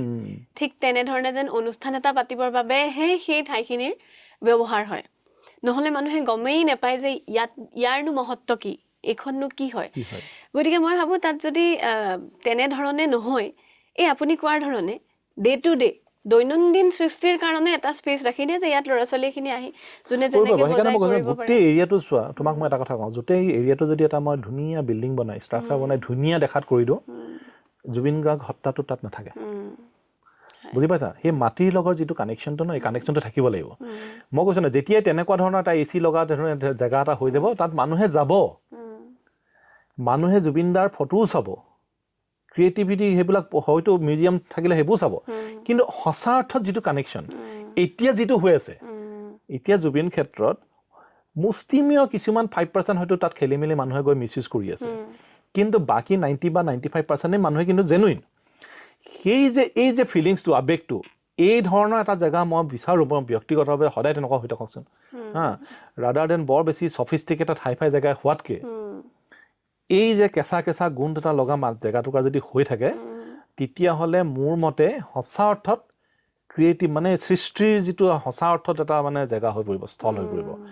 বৰ বেছি মোৰ লাগে যে দেখিবলৈ ধুনীয়া হ'লে কিবা তুমি ক'লা ন পিছত বিল্ডিং যদি বিল্ডিঙে হৈ থাকিলে কিন্তু এনেই ফুৰিবলৈ যোৱা জেগা এটাহে হ'ব কিন্তু একচুৱেল জুবিনদাৰ যিটো হত্যা আৰু জুবিনদা এনেও গছৰ কথা কৈ থকা মানুহ এজনে হাবি জংঘলৰ কথা কৈ থকা মানুহ এজনে নিজেওনো বিচাৰিব জানো ইমান হাই-ফাই জেগা তাত মানে এটা পাৰ্টত যদি তেওঁলোকে বিচাৰিছে সেইটো কৰক কিন্তু জুবিনদাৰ শেষৰ যিখিনি ক'বলৈ বেয়াই লাগে আচলতে কি হৈ সেইখিনি জেগা তেনেকৈ থাকিলে হয়তো ভাল হ'ব কিন্তু মই মানে ভাবোঁ আৰু আকৌ ছবিখনলৈ মই অকণমান ঘূৰি আহিব বিচাৰিছোঁ ৰৈ ৰৈ বিনালে আমি জানো যে জুবিন গাৰ্গে বহুত কাম কৰিবলৈ ৰৈ গৈছিলে আৰু তেওঁ নিশ্চয় আপোনালোকৰ সৈতে কথা হৈছিলে যে এনেকৈ কামখিনি কৰিম বুলি ভাবিছোঁ প্ৰথম কথাটো হ'ল যে কি কথা হৈছিল ছবিখনক লৈ আপোনালোকৰ সৈতে আৰু তেওঁ নথকাৰ বাবে কেনেকৈ মেনেজ কৰিবলগীয়া হ'ল কাৰণ বহুত বস্তু মানুহজন নাই যিহেতু কৰিবলৈ নিশ্চয় অসুবিধা হৈছিল এটা বিৰাট ভাল গুণ আছিলে জুবিনদাৰ মানুহজন ধেমেলীয়া বহুত কথা কিন্তু জুবিনদাৰ এটা কনষ্টেণ্ট লাইন আছিলে দেই ভাল কাম কৰিব লাগিব লগপালে সেইটো কথা মানে সেইটো মানে কমন লাইন এটা যে আমি একেলগে ভাল কাম কৰিম ভাল কাম কৰিব লাগিব সেইটো এটা কমন লাইন আছিলে বাকী চোৱা জুবিনদাৰ চিনেমাখনৰ এতিয়া অলৰেডি সকলোৱে গম পাইছে যে ছিংগাপুৰৰ পৰা একচুৱেলি ঘূৰি আহিহে তেওঁ মেজৰ কামখিনি কৰাৰ কথা আছিলে দুৰ্ভাগ্যবশতঃ সেইখিনি হৈ নুঠিলে বিশেষকৈ চিনেমাখনৰ আটাইতকৈ ডাঙৰ সংক্ৰামটো আছিলে জুবিনদাৰ ডাইলগখিনি জুবিনদাই কাৰণ চিনেমাখন ডাবিং কৰি থৈ যোৱা নাছিলে সেইখন আচলতে জুবিনদা ঘূৰি আহি কৰাৰ কথা আছিলেহে আচলতে ডাবিং হ'লহেঁতেন আচলতে এতিয়া আমাৰ গোটেই ষ্ট্ৰাগলটো আচলতে তাতে চ' জুবিনদা চিনাকিটো হৈছে জুবিনদাৰ মাতটো যেনেকৈ অমিতাভ বচ্চনৰ চিনাকিটো অমিতাভ বচ্চনৰ মাতটো তেনেকৈ জুবিনদাৰ চিনাকিটো জুবিনদাৰ মাতেই নহয় জানো গতিকে জুবিনদাই ডাবিং নকৰিলে চিনেমাখন চিং চাউণ্ডটো কৰা নাছিলে যে লোকেশ্যনতে ভালকৈ আমি ৰেকৰ্ড কৰিম নহয় নৰ্মেল চিনেমাখন মানে পাইলট ৰেকৰ্ড কৰিছে ন তো পিছত ডাবিং হ'ব বাকী সকলোৱে ডাবিং কৰিছিলে আৰু জুবিনদাই এনেও শেষ মুহূৰ্ততে কৰে গোটেই কামবোৰ গতিকে জুবিনদাৰ পাৰ্টটো থাকি গুচি গ'ল আটাইতকৈ আমাৰ মানে কয় না ভৰি তলৰ মাটি হেৰাই যোৱা নিচিনা চিটুৱেশ্যনটো তাত আহিছিলে চ' লাকিলি তেখেতৰ মানে কিবা এটা তেখেতৰো এটা মানে অভাৰচি কৰি থকা টাইপ হৈছে প্ৰজেক্টটোত আছিলে আমি যেতিয়াই বিপদত পৰিছোঁ কিবা এটা কিন্তু মানে চকুটো মুদি দিলে কিবা এটা উপায়ো পাই আছিলোঁ দেই সেইটো মই এনেই ক'ব লাগিব কাৰণে কোৱা নাই দিছ ইজ এ ফেক্ট গতিকে লোকেশ্যনৰ যিমান পাইলটবিলাক আছিলে সেইবিলাক দিনে ৰাতিয়ে কষ্ট কৰি কৰি কৰি কৰি কৰি কৰি তাকে জোৰা টাপলি মাৰি টেকন'লজিও ইউজ কৰি কৰি চিনেমাখন ওলালেগৈ আৰু এটাই ভাল লাগিলে চ' বেলেগ কোনো মানুহে গম পাব পৰা নাই সেইটোতো এটা ডাঙৰ তোমাৰ ক্ৰিয়েটিভ ছেটিছফেকশ্যন হা কি কৰিলো নকৰিলো সেইখিনি কিছুমান কথা নিজৰ মাজতে থাকি গ'লে ভাল লগা নাই আৰু কিছুমান কথা নিজৰ মাজতে থাকি গ'লে ভাল কিন্তু অভাৰঅল জুবিনদাৰ মাতটোৱে জুবিনদাৰ তাত থাকি গ'ল আৰু সেই বস্তুটোৰ আটাইতকৈ ডাঙৰ ক্ৰেডিটটো মই এইটোৱে লওঁ যে চিনেমাখন আমি কেলভিনত প্ৰাইভেট স্ক্ৰিনিং এটাত যেতিয়া চাইছিলোঁ ক্ৰু মেম্বাৰ আৰু খুব ক্ল'জ মানুহখিনিয়ে তো ওলাই আহিয়ে প্ৰথম একচুৱেলি গৰিমা শইকীয়া মানে তেওঁ গৰিমাৰ প্ৰথম ৰিয়েকশ্যনটোৱে আচলতে আমাক লৈ আছিলে আৰু মানে ধৰি পেলাই কান্দিছে তাৰমানে কি হয় ন কেৰেক্টাৰটো ভিজুৱেলি চাই আছে তো মাতটো মানে লৈ খুব চিন্তিত আছিলে আচলতে মানে যিহেতু ডাবিং কৰি থৈ জানিছিলে লোকেশ্যনখিনি কেনেকৈ ৰিটাইপ কৰিবা তোমালোকে কি কৰিবা চ' আহি পেলাই মানে that was her first reaction আৰু ডেট ইজ তাতকৈ মই আৰু বেলেগ কাকো সুধিবলৈ নাযাওঁ তাৰমানে যে আমি পাৰিলে নোৱাৰিলোঁ বুলি চ' কাৰণ মোৰ লাগে তাতকৈ আৰু মোৰ বেলেগ আমাক একো নালাগে চ' সেইটো এটা কাইণ্ড অফ এচিভমেণ্ট কিন্তু সেই এচিভমেণ্টটো আমাৰ অকলৰ বুলি নহয় মানে ক'ৰবাৰ পৰা নহয় মানুহজনে কিবা এটা মানে গাইড কৰিলে নহ'লে ইমান কম সময়ত লিটাৰেলি ইমান কম সময়ত ইমান ডাঙৰ প্ৰজেক্ট এটা এইটো লেভেলত ওলাই যোৱাটো একেবাৰে সম্ভৱ নাছিলে কাৰণ আমি দিনে ৰাতিয়ে কৰোঁ কিন্তু কাম কৰা অৱস্থা খুব কম আছিলে কাৰণ মন ইমান তোমাৰ ডিষ্টাৰ্ব হৈ থাকে কিন্তু নোৱাৰা কনচেণ্ট কৰিব আৰু এনি ক্ৰিয়েটিভিটিৰ কাৰণে তুমি মাইণ্ডটো ডিষ্টাৰ্ব হৈ থাকিলে তুমি নোৱাৰা ন একো তুমি ভাবিব নোৱাৰা একো নোলায় কেতিয়াবা এনেকুৱা হৈ যায় একদম ফ্ৰাষ্ট্ৰেশ্যনত তোমাক কান্দি মানে হেৰি হৈ যায় কি কৰোঁ কি নকৰোঁ কেলৈ হোৱা নাই হা সেই তেনেকুৱা ধৰণৰ এটা হেৰিয়াৰ মাজৰ পৰা মই কৈছোঁ আটাইতকৈ টাফ মানে মোৰ লাইফৰ মই 24-25 বছৰৰ পৰা ইমানখিনি চিনেমাত কৰিলোঁ ইয়াত ইমান ডাঙৰ ডাইৰেক্টৰৰ লগত কৰিলোঁ ডাঙৰ চিনেমা কৰিলোঁ কিন্তু এইখনৰ নিচিনা মানে এক্সপিৰিয়েঞ্চ হোৱা নাই আৰু মই নাভাবোঁ যে হওক কাৰোবাৰ মানে সেইটো হ'ব নালাগে আচলতে বাৰু কিন্তু আমি লাকি আমি ফৰ্চুনেট দেই কল্পনা কৰিও মোৰ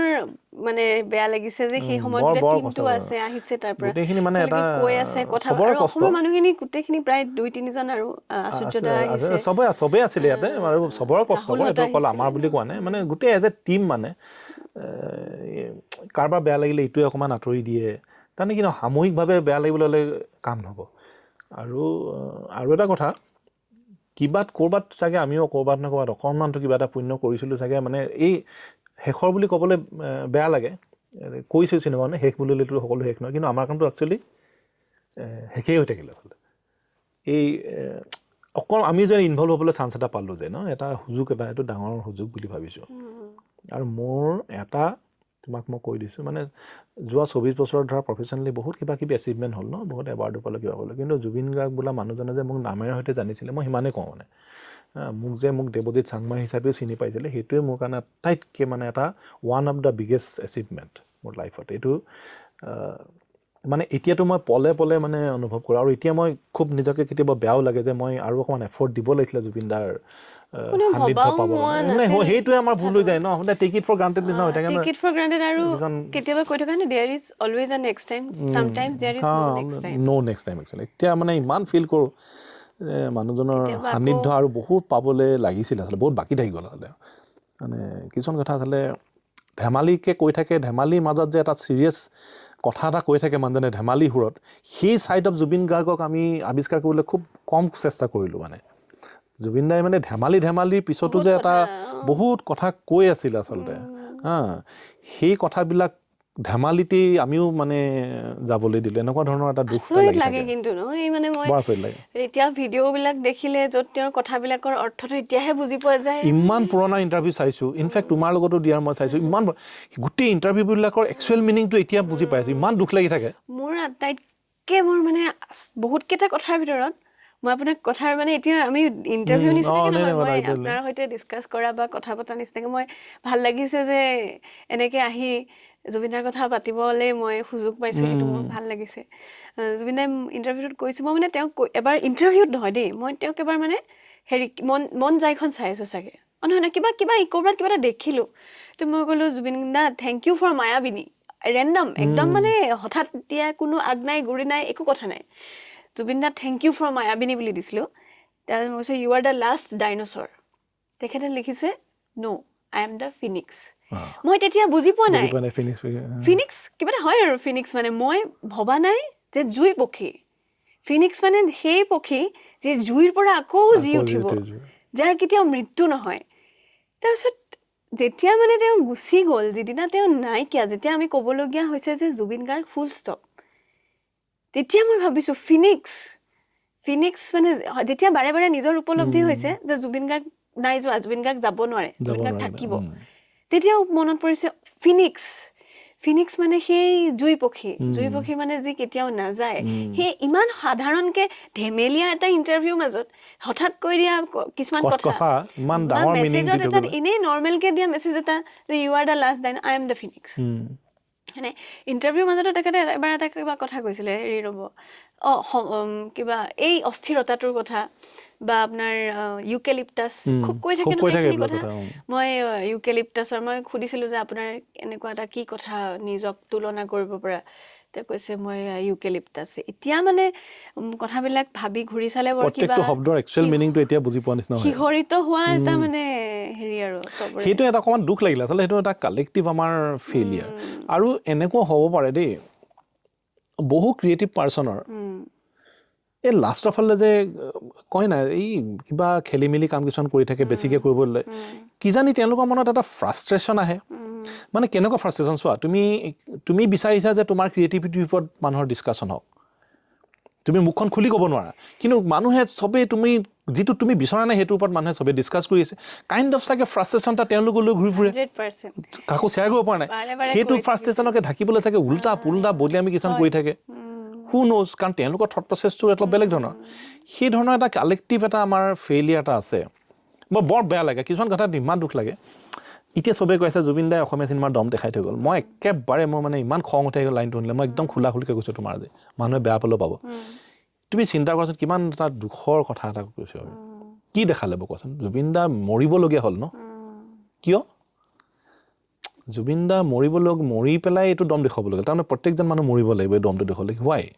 তেওঁ জীৱিত কালত কিয় এনেকুৱা এটা পৰিৱেশ নহ'ল মই অকল চিনেমাৰ ক্ষেত্ৰত কোৱা নাই যিকোনো সৃষ্টিৰ ক্ষেত্ৰতে হওক বা কিবা হওক এই ধৰণৰ কথাবিলাক আচলতে আমি কৈ থাকোঁ বেয়া লাগে আজি ৰৈ বিনালৈৰ ওপৰত ব্যৱসায়িক কথাটো যেতিয়া ডিছকাশ্যন হয় মোৰ খুব দুখ লাগে সঁচাকৈ মই চিনেমাখনত কাম কৰিছোঁ মই এতিয়াও খোলা খুলিকৈ কৈছোঁ মোৰ খুব দুখ লাগে 5 দিনত 11 কোটি সাংঘাতিক কিবা আৰে ভাই মানুহজন মৰি থাকিলে মানুহজনৰ মৃত্যুৰ আৱেগটো টকাৰে কেনেকৈ তুলনা কৰিব চোৱা হৈছে মই খালি বেলেগ এটা ক্ষেত্ৰত চিনেমাখনে বহুত বেছি টকা ঘটাটো মই বেলেগ এটা চেন্সতহে মই বিচাৰিছোঁ কথা ওলাইছে কাৰণে কৈছোঁ দেই নিশ্চয় এইখন চিনেমাৰ বক্স অফিচৰ মই প্ৰডিউচাৰ টকা ঘটিবৰ কাৰণে মই জেনুইনলি বিচৰা নাই আজি যদি সামন্ত গৌতমে কৈও যে এখন চিনেমাৰ ব্যৱসায়িক ফালৰ পৰা মই লাভ হ'ল মই কিন্তু বেয়া পাম সেইটো নহয় জুবিন দাৰ অৱৰ্তমানত মানুহৰ একচুৱেলি এটকা যে মানুহৰ প্ৰতিজন অসমীয়া আৱেগ আছে তাত এইটো নৰ্মেল এটকা বা 1 কোটি নহয় 1 কোটি আৱেগ গতিকে আৱেগ আৰু পইচা দেৰ ইজ এ ডিফাৰেঞ্চ ইয়াত পইচাৰ গণনা নহয় ইয়াত আৱেগৰ গণনা হ'ব কিন্তু মই বক্স অফিচৰ কালেকশ্যনটো বেলেগ এটা চেন্সত মই বিচাৰিছিলোঁ জুবিন দাই যদি অসমীয়া চিনেমাৰ দম দেখাই থৈ গ'ল সেই দমটো বক্স অফিচৰ কালেকশ্যনৰ সেইটো চেন্সত নহয় অসমৰ মানুহে যে হিলদোল ভাঙি আহিছে সেইটো নহয় বক্স অফিচৰ কালেকশ্যনটোৱে ক'ত হেল্প কৰিব মই কৈ আছোঁ আমাৰ অসমীয়া চিনেমাবিলাক অসমৰ বাহিৰত আমি যেতিয়া ৰিলিজ কৰিবলগীয়া হয় যদি আমি বিচাৰোঁ বেলেগ লেংগুৱেজত ডাবিং কৰি পেলাই চিনেমাখন বিৰাট দিগদাৰ কোনেও ইণ্টাৰেষ্ট নেদেখায় কিয় নেদেখায় কাৰণ বক্স অফিচৰ কালেকশ্যন নাই চিনেমা এখন যেতিয়া হয় নহয় মানুহে কয়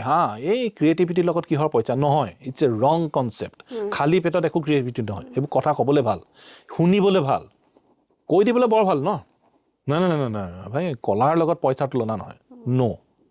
তুমি খালী পেটত আঁকি থাকাচোন মই চাওঁ কিমান দিন তুমি ঘৰত যেতিয়া তোমাৰ চৌকা নজ্বলিব তোমাৰ ক্ৰিয়েটিভিটি ক'ত যায় এইবিলাক কথা কৈ থকা আৰু প্ৰেক্টিকেলৰ মাজত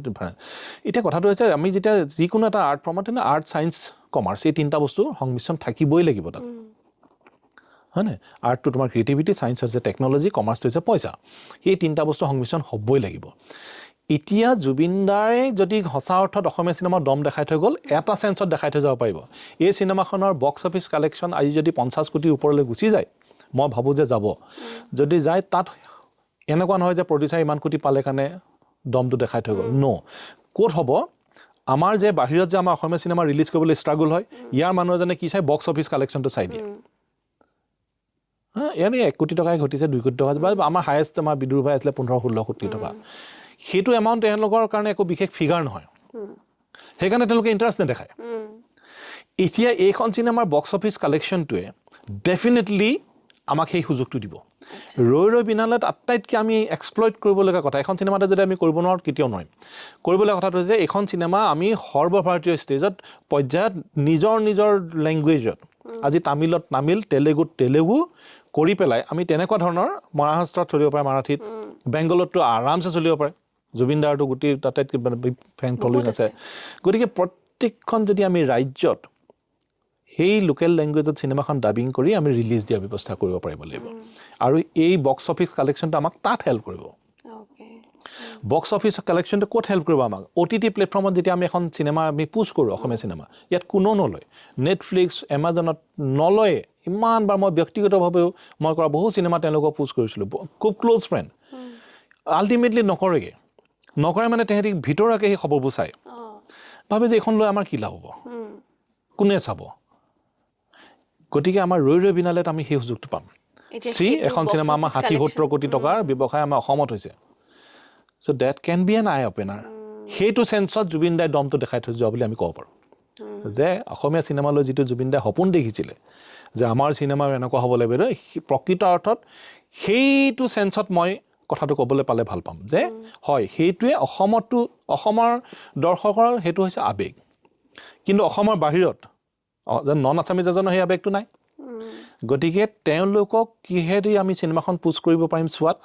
সংখ্যা ইয়াত এখন চিনেমা ওলাইছিলে মাৰাঠী চিনেমা চাইৰাত বুলি ইয়াৰ লেংগুৱেজ সেইখন চিনেমাও তেনেকৈ বহুত লেংগুৱেজত ৰিলিজ কৰিছিলে সেইখন এখন মাৰাঠী চিনেমা আছিলে ইয়াৰ লেংগুৱেজত হিট হৈছিলে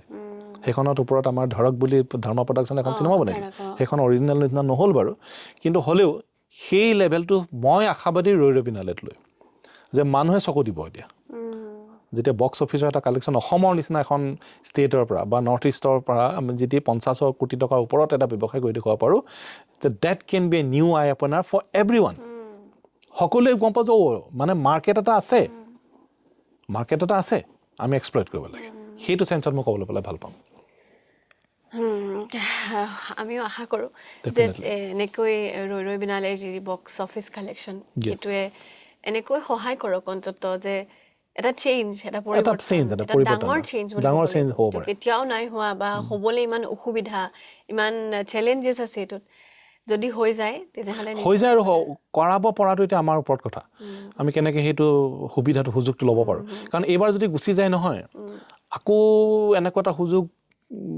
খুব সঘনে নাহিব কিন্তু আৰু এইটোৱে আহিবলগীয়া আমাৰ ভাল অসমীয়া চিনেমাবিলাককে হেল্প কৰি থৈ যাব যিটো জুবিন দা সদায় বিচাৰিছিলে জুবিন দা অকল নিজৰ চিনেমাই চলক এনেকৈ নকয় সব চিনেমা চলিব লাগিব এনেকৈ কৈছিলে ন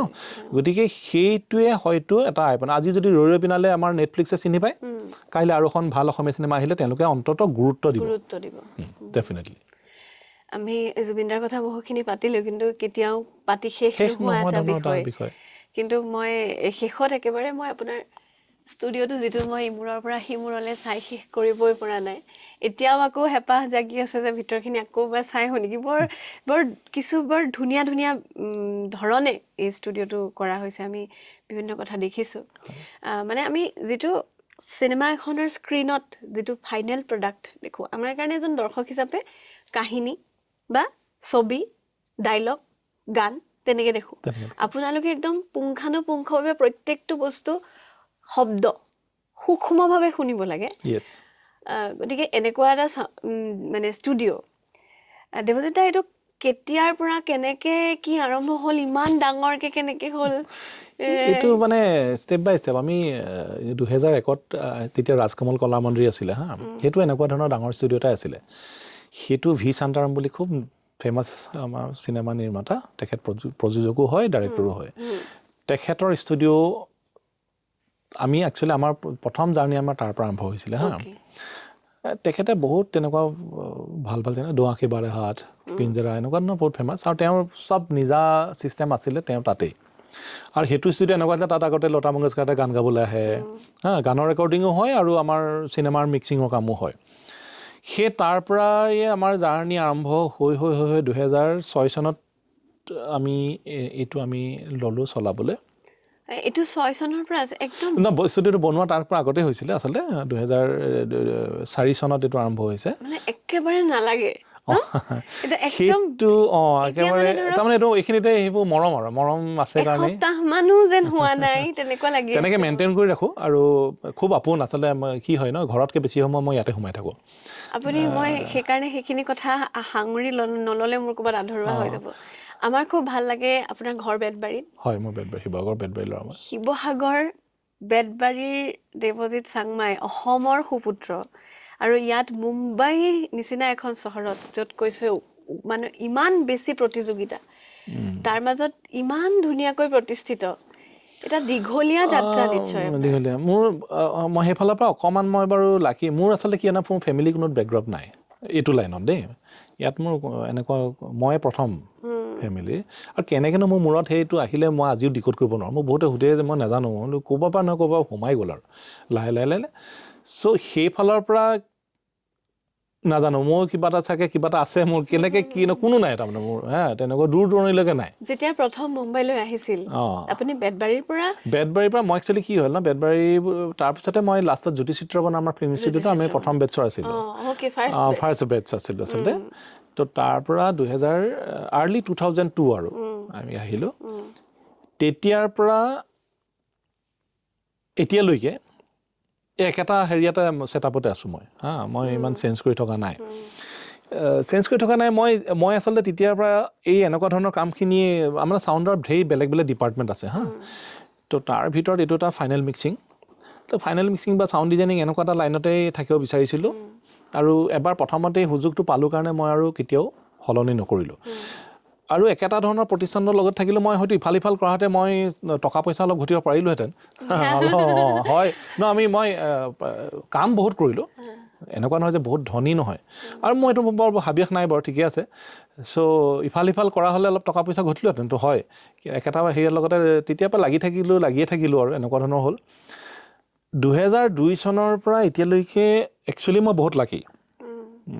চাগে মোৰ টেলেণ্টতকৈ অকণমান মই বেছিয়ে পাইছোঁ নিচিনা মোৰ কেতিয়া ভাল হয় মই নাজানো চ' বহুখিনি মই মানে তুমি যদি ভাবা যে ইয়াৰ যিমানখিনি ভাল ভাল পৰিচালক আছে বা ভাল ভাল প্ৰডাকশ্যন হাউচ আছে ভগৱানৰ কৃপাত মই সকলোৰে লগত মই জড়িত হ'বলৈ সুযোগ পালোঁ এতিয়ালৈকে মই মোটামুটি মই সকলোৰে লগতে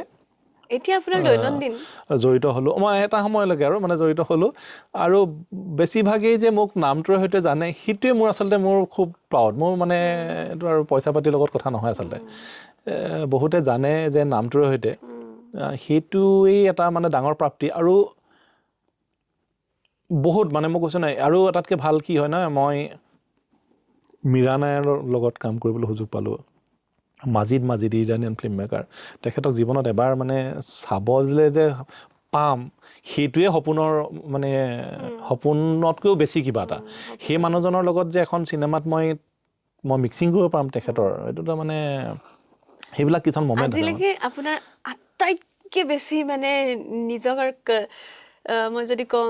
নিজকে নিজেই ঘূৰি চোৱাৰ যে তেনেকুৱা ঢেৰ আছে জানা মানে কথাটো এনেকুৱা হয় ন বিভিন্ন সময়ত বিভিন্ন চিনেমাত তোমাৰ ইম'শ্যনটো বেলেগ বেলেগকৈ থাকে ধৰা মই এই ৰাইট ফ্ৰম ৰং দে বসন্তী যোধা আকবৰ স্বদেশ খাকী বহুত পুৰণা সেই সময়ৰ পৰা আৰম্ভ কৰি মই প্যাৰ কে ছাইড এফেক্ট প্ৰথম ইণ্ডিভিজুৱেল চিনেমা হিচাপে পৰা আদি কৰি তোমাৰ বৰফি হওক ভাগ মিল্খা ভাগ হওক দংগল হওক হেডাৰ হওক নাজানো আৰু বহুত ভাল ভাল ক্ৰিয়েটিভিটিৰ লগত মই জড়িত হ'বলৈ সুযোগ পালোঁ সেইখিনিয়ে মোৰ একচুৱেলি আৰ্নিংটো সেইখিনি মই ধৰা এৱাৰ্ড কি পালোঁ মই নেশ্যনেল এৱাৰ্ড পালোঁ ধৰা অবভিয়াছলি ভাল লাগিব তোমাৰ IFI পালোঁ 3বাৰ একেৰাহে বা বিভিন্ন ধৰণৰ যিয়ে নহওক এতিয়া আমি অস্কাৰ কমিটিৰো মেম্বাৰ ধৰা সেইখিনিতকৈ মোৰ কিন্তু মই যেতিয়া চাওঁ কেতিয়াবা বায়'ডাটাখন মোৰ চিনেমাবিলাক কিছুমান চিনেমাৰ মানে নামটো পঢ়াৰ লগে লগে মুখত হাঁহি এটা আহে মোৰ সেইটোৱে মোৰ আচল ছেটিছফেকশ্যন তাৰমানে চ' জীৱনৰ মই কৈছোঁ না এই ষ্টুডিঅ'টোৰ এতিয়া ধৰা এইবিলাক এইখন মানে কি হয় ন এইটো আমাৰ মন্দিৰ নিচিনাই নহয় ন ঘৰে আছিলে ন মই বেছিভাগ সময়টো একচুৱেলি ঘৰতকৈ বেছিভাগ সময় মই ইয়াতে কটাওঁ হা গতিকে তেনেকুৱাকৈ মই অকণ মন্দিৰ নিচিনাকৈ অকণ ফিলিংছ এটা ৰাখোঁ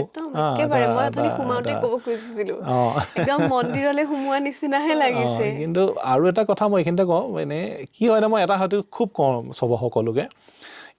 সেইটো মই বঢ়াই কোৱা বুলি নহয় মই শিৱসাগৰৰ বেতবাৰী ল'ৰা এটা মোৰ কাৰণে গুৱাহাটীখনেই বহুত ডাঙৰ আছিলে সেই ল'ৰাটো যদি আজি মই মুম্বাইত আজি ইমান বছৰে অন্ততঃ মই আছোঁ ন যদি সেই মইতো একদম মই কওঁ সকলোৰে কাৰণে পচিবল একোৱেই নহয় একো এক্সট্ৰা মোৰ একো নাই হা মোৰ কথাটো হ'ল যে এটা কি গুণ নাথাকিলে নহ'ব বা গুণ একো নাই গুণ মানে কথাটো চোৱা মানে আটাইতকৈ যিটো মই শেহতীয়াকৈ যিটো সাধাৰণতে দেখোঁ যে আমাৰ ধৈৰ্যটো অলপ কমি গৈছে এতিয়া ধৈৰ্যটো কমি যোৱাটো মানে খুব দুখৰ কথা হৈছে হা আমি তেতিয়া ধৰা মোক তাত কেতিয়াবা অলপ সন্দেহ হয় যে সিহঁতি সঁচাকৈ ভাল পায় নে বেলেগক দেখি আহিছে সেই কথাটো এটা বৰ মানে ভাবিবলগীয়া কথা আমি এটা গ্লেমাৰ লাইনত কাম কৰোঁ এই ইণ্ডাষ্ট্ৰিটো গ্লেমাৰ আছে বুলি কয় কিন্তু আমাৰ কামবিলাক একো গ্লেমাৰ নাই আমাৰ কোনো গ্লেমাৰ নাই আমাৰ কোনো ফেচ ভেলু নাই আৰু আমাক ফেচ ভেলু দৰকাৰো নাই মোৰ ফেচ ভেলুৰ কাৰণে মোৰ ওচৰলৈ কাম এটা নাহে মই কামটো ভালকৈ কৰিব পাৰিলে নাই সেইটো কাৰণে মোৰ ওচৰলৈ কামটো আহিবতো ক'ৰবাত কিছুমান এতিয়া নতুন চামক দেখিলে অলপ সন্দেহ হয় যেন সিহঁতে ক'ৰবাত কিবা গ্লেমাৰৰ ছাইডত পৰি পেলাই আহিলে নেকি সেইকাৰণে এইখিনিতে মই মাক দেউতাকৰ বহুত ডাঙৰ দায়িত্ব আছে যে কাৰোবাক দেখি পেলাই দি নিদিব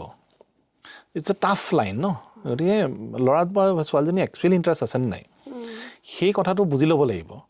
ইয়াত ডাৰ্কাৰ ছাইডটো চাব লাগিব ন আমি আমাৰ ৰুমবিলাকে আন্ধাৰত সোমাই থাকোঁ গোটেই জীৱন ইয়াত ডাৰ্কাৰ ছাইডটো বেছি আছে তে তুমি কামটো একচুৱেলি সঁচাকৈ ভাল পাব লাগিব তেতিয়াহে তুমি টিকিব পাৰিবা কাৰণ it's a very tough profession তুমি ঘৰৰ পৰিয়ালে তোমাক বহুত ছেক্ৰিফাইচ কৰিব লাগে একো তুমি প্লেন কৰিব নোৱাৰা একো ছুটি বুলি কথা নাই ষ্টাৰ্ট টাইম এণ্ড টাইম একো কথা নাই গতিকে তুমি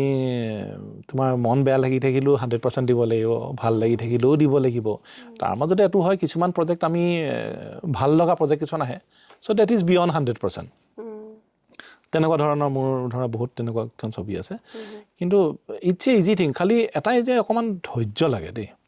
ধৈৰ্যৰ অভাৱ আৰু সেইটো কাৰণে কি হয় জানা মই এটা কথা কওঁ এই যে কি হয় না তুমি এই যে মই ক'লো না আজিকালি যে এনি টাইম কেমেৰালৈ ঘূৰি ফুৰে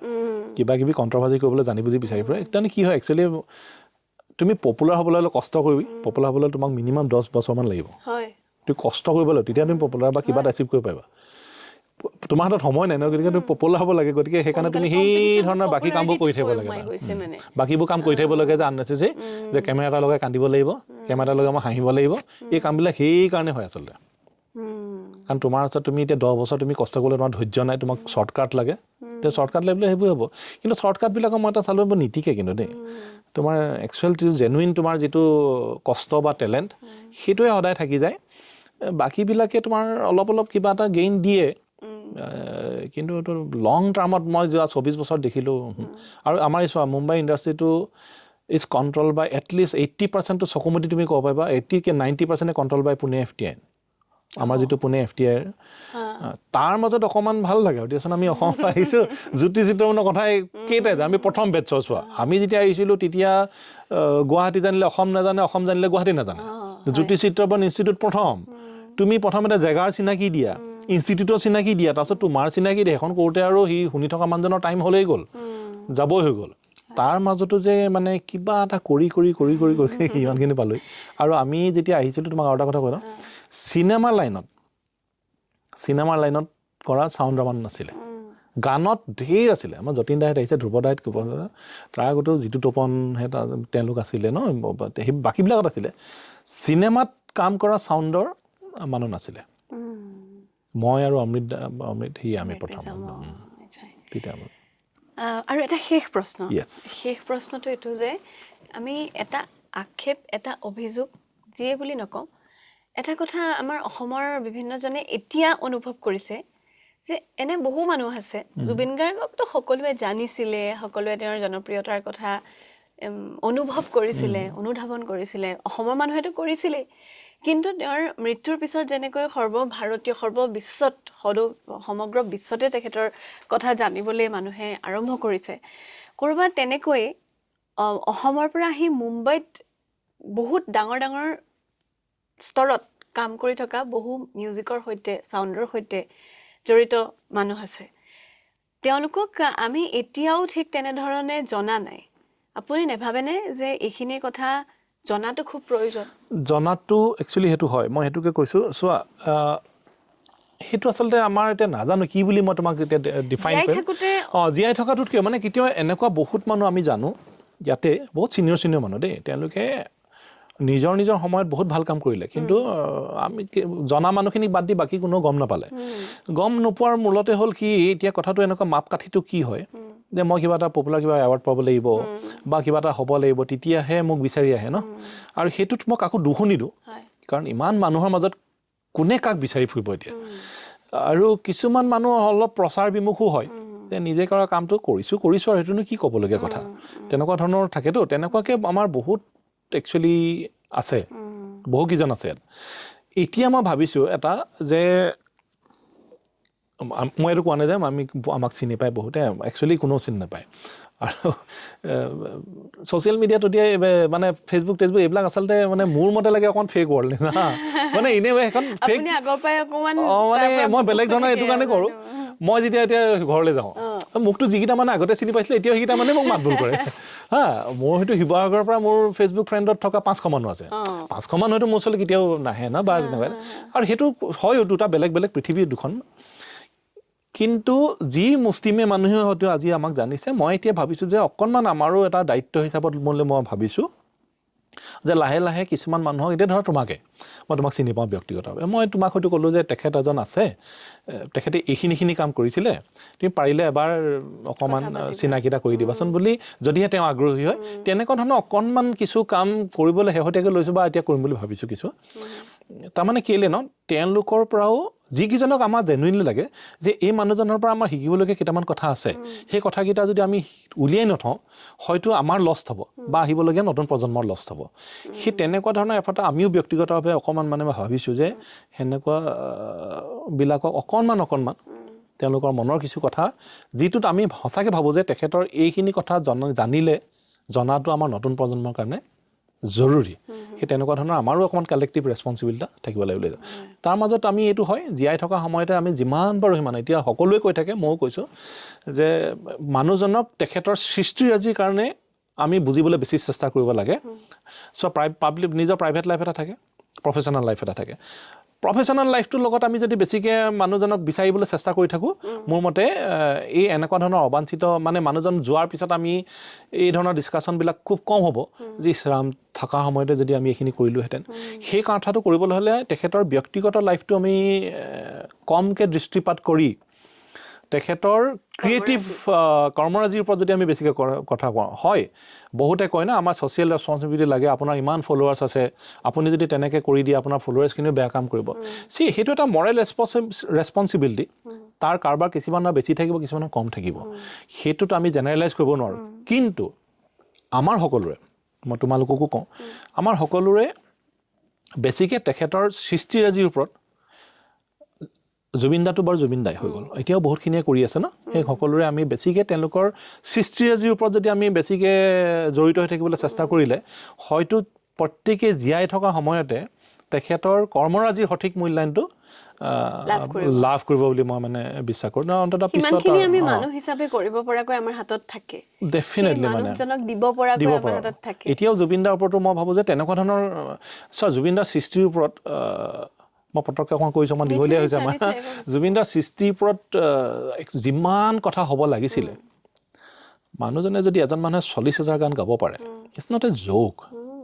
তুমি চিন্তা কৰাচোন মানে এইটো সাধাৰণ কথাটো নহয় আৰু তেখেতে মই কাৰেক্ট নাজানো 7,000 মান গান নিজে লিখিছিল বুলি কৈছিলে আজি অলপ দিনৰ আগতে এটা ইণ্টাৰভিউ চালোঁ জুবিনদাই নিজে কৈছিলে 5,000 মান গান লিখিছে চাগে তেনেকুৱা এটা ফিগাৰৰ ভিতৰত তেখেতে নিজেও লিখিছে কত কবিতাও লিখিছে তেওঁ সেই গানবিলাকৰ ধাৰাটোৰ ওপৰত যে জুবিনদাই ষ্টাৰ্টিঙতে অনামিকাত কি লিখিছিলে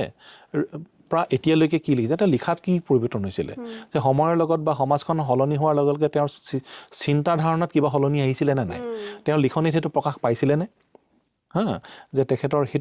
সেই তেনেকুৱা ধৰণৰ কথাবিলাক জনা মানুহখিনি ডিছকাছ কৰিলেতো আমাৰো ব্যক্তিগতভাৱে লাভ হ'ব তাৰমানে সেই বস্তুটো যদি তেওঁলোকে ডিকোড কৰি দিব পাৰে যিসকল জনা বুজা মানুহ আছে সেই তেনেকুৱা ধৰণৰ ওপৰত সৃষ্টি হওকচোন বেছিকৈ কবিতা এটা লৈ জুবিন দাই গান কৰি দিছিলে কেনেকেনো সেই সময়ত আহিছিলে তেওঁ মনলৈ কিয় পটককৈ পাৰি গ'ল 19-20 বছৰ তেওঁ এইটো কাম কৰিছিলে বেলেগটো 20 বছৰীয়া ল'ৰাৰ মনত সেইবোৰ নাহিছিলে হোৱাট ৱাজ ডেট ইউনিকনেছ মানে সেইবিলাকৰ ওপৰত কৰিলে জুবিন আহিবলগীয়া 15 বা 20 বছৰ পিছত আহিবলগীয়া যিটো জেনেৰেশ্যন থাকিব জুবিন গাৰ্গক কানেকশ্যনটো কিন্তু বৰ ইম্পৰ্টেণ্ট আমি এতিয়া দেখি আছোঁ জুবিন দা কেনেকুৱা হয় না আমিতো লাকি একচুৱেলি ভূপেন হাজৰিকাৰ আৰু জুবিন গাৰ্গৰ সময়ত আমি আছোঁ 15-20 বছৰ 25 বছৰ পিছত আহিবলগীয়া চামটোৱে কিন্তু জুবিন গাৰ্গক না দেখিছিলে না কিবা হৈছিলে যে হোৱাট ৱাজ ডেট মানে সেই যাতে কানেকশ্যনটো ভালকৈ থাকি যায় সেই কানেকশ্যনটো এনেকুৱা হ'ব নালাগে যে জুবিন দাই ধেমেলীয়া কথাবোৰ কৈ থকা জুবিন গাৰ্গ আছিলে এই সাধাৰণ মানুহক হেল্প কৰি থাকে তেনেকুৱা সেইটো নহয় জুবিন গাৰ্গ একচুৱেলি তেখেতৰ সৃষ্টিৰাজিৰ কাৰণে জুবিন গাৰ্গ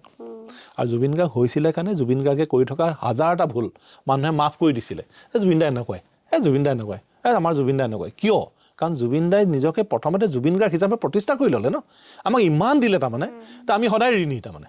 জুবিন দা যদি আজি 10টা ভুল কৰিছোঁ নহয় জুবিন দা আমাকতো 100টা দি থৈছে ভাই গতিকে সেই ৰিচাৰ্চটো হোৱাটো এইটো কাৰণে জৰুৰী পিছৰ প্ৰজন্মৰ কাৰণে এতিয়া দেখা মানুহখিনিয়েতো জুবিন দা জানে কি আছিলে ন তাৰ পিছৰ প্ৰজন্মৰ কাৰণে সেই যাতে এটা সঠিক ৰূপত তেখেতৰ সেই সৃষ্টিৰাজিৰ ওপৰত এটা মানে মই ভাবোঁ যে তেনেকুৱা কিবা এইবোৰ কি নহয় চেমিনাৰ হওক বা এইটো কয় নহয় ডক্টৰ ডিগ্ৰী ক'বৰ কাৰণে আমাৰ এইবোৰ যে থাকে ন ৰিচাৰ্চ হওক সেই তেনেকুৱা ধৰণৰ হৈ পেলাই প্ৰপাৰ ডকুমেণ্টেড হৈ থাকক কথাবোৰ মই সেইটোকে মানে বিচাৰিম আৰু বহুত ভাল লাগিলে দেৱজিৎ দা আৰু বহুত কথা আছে কিন্তু জুবিন দাই ভয় কৰাৰ দৰে সময়টোলে আজিকালি কিবা এটা বৰ বেছিকৈ ভয় লগা হ'ল মোৰ এদিন যে কিবা কৰি প্ৰত্যেকটো বস্তুৰে যে শেষ হ'ব সেইটো জুবিন গাৰ্গৰ মৃত্যুটোৱে বেছিকৈ অনুভৱ কৰালে বহুত ধন্যবাদ ভাল লাগিলে কিন্তু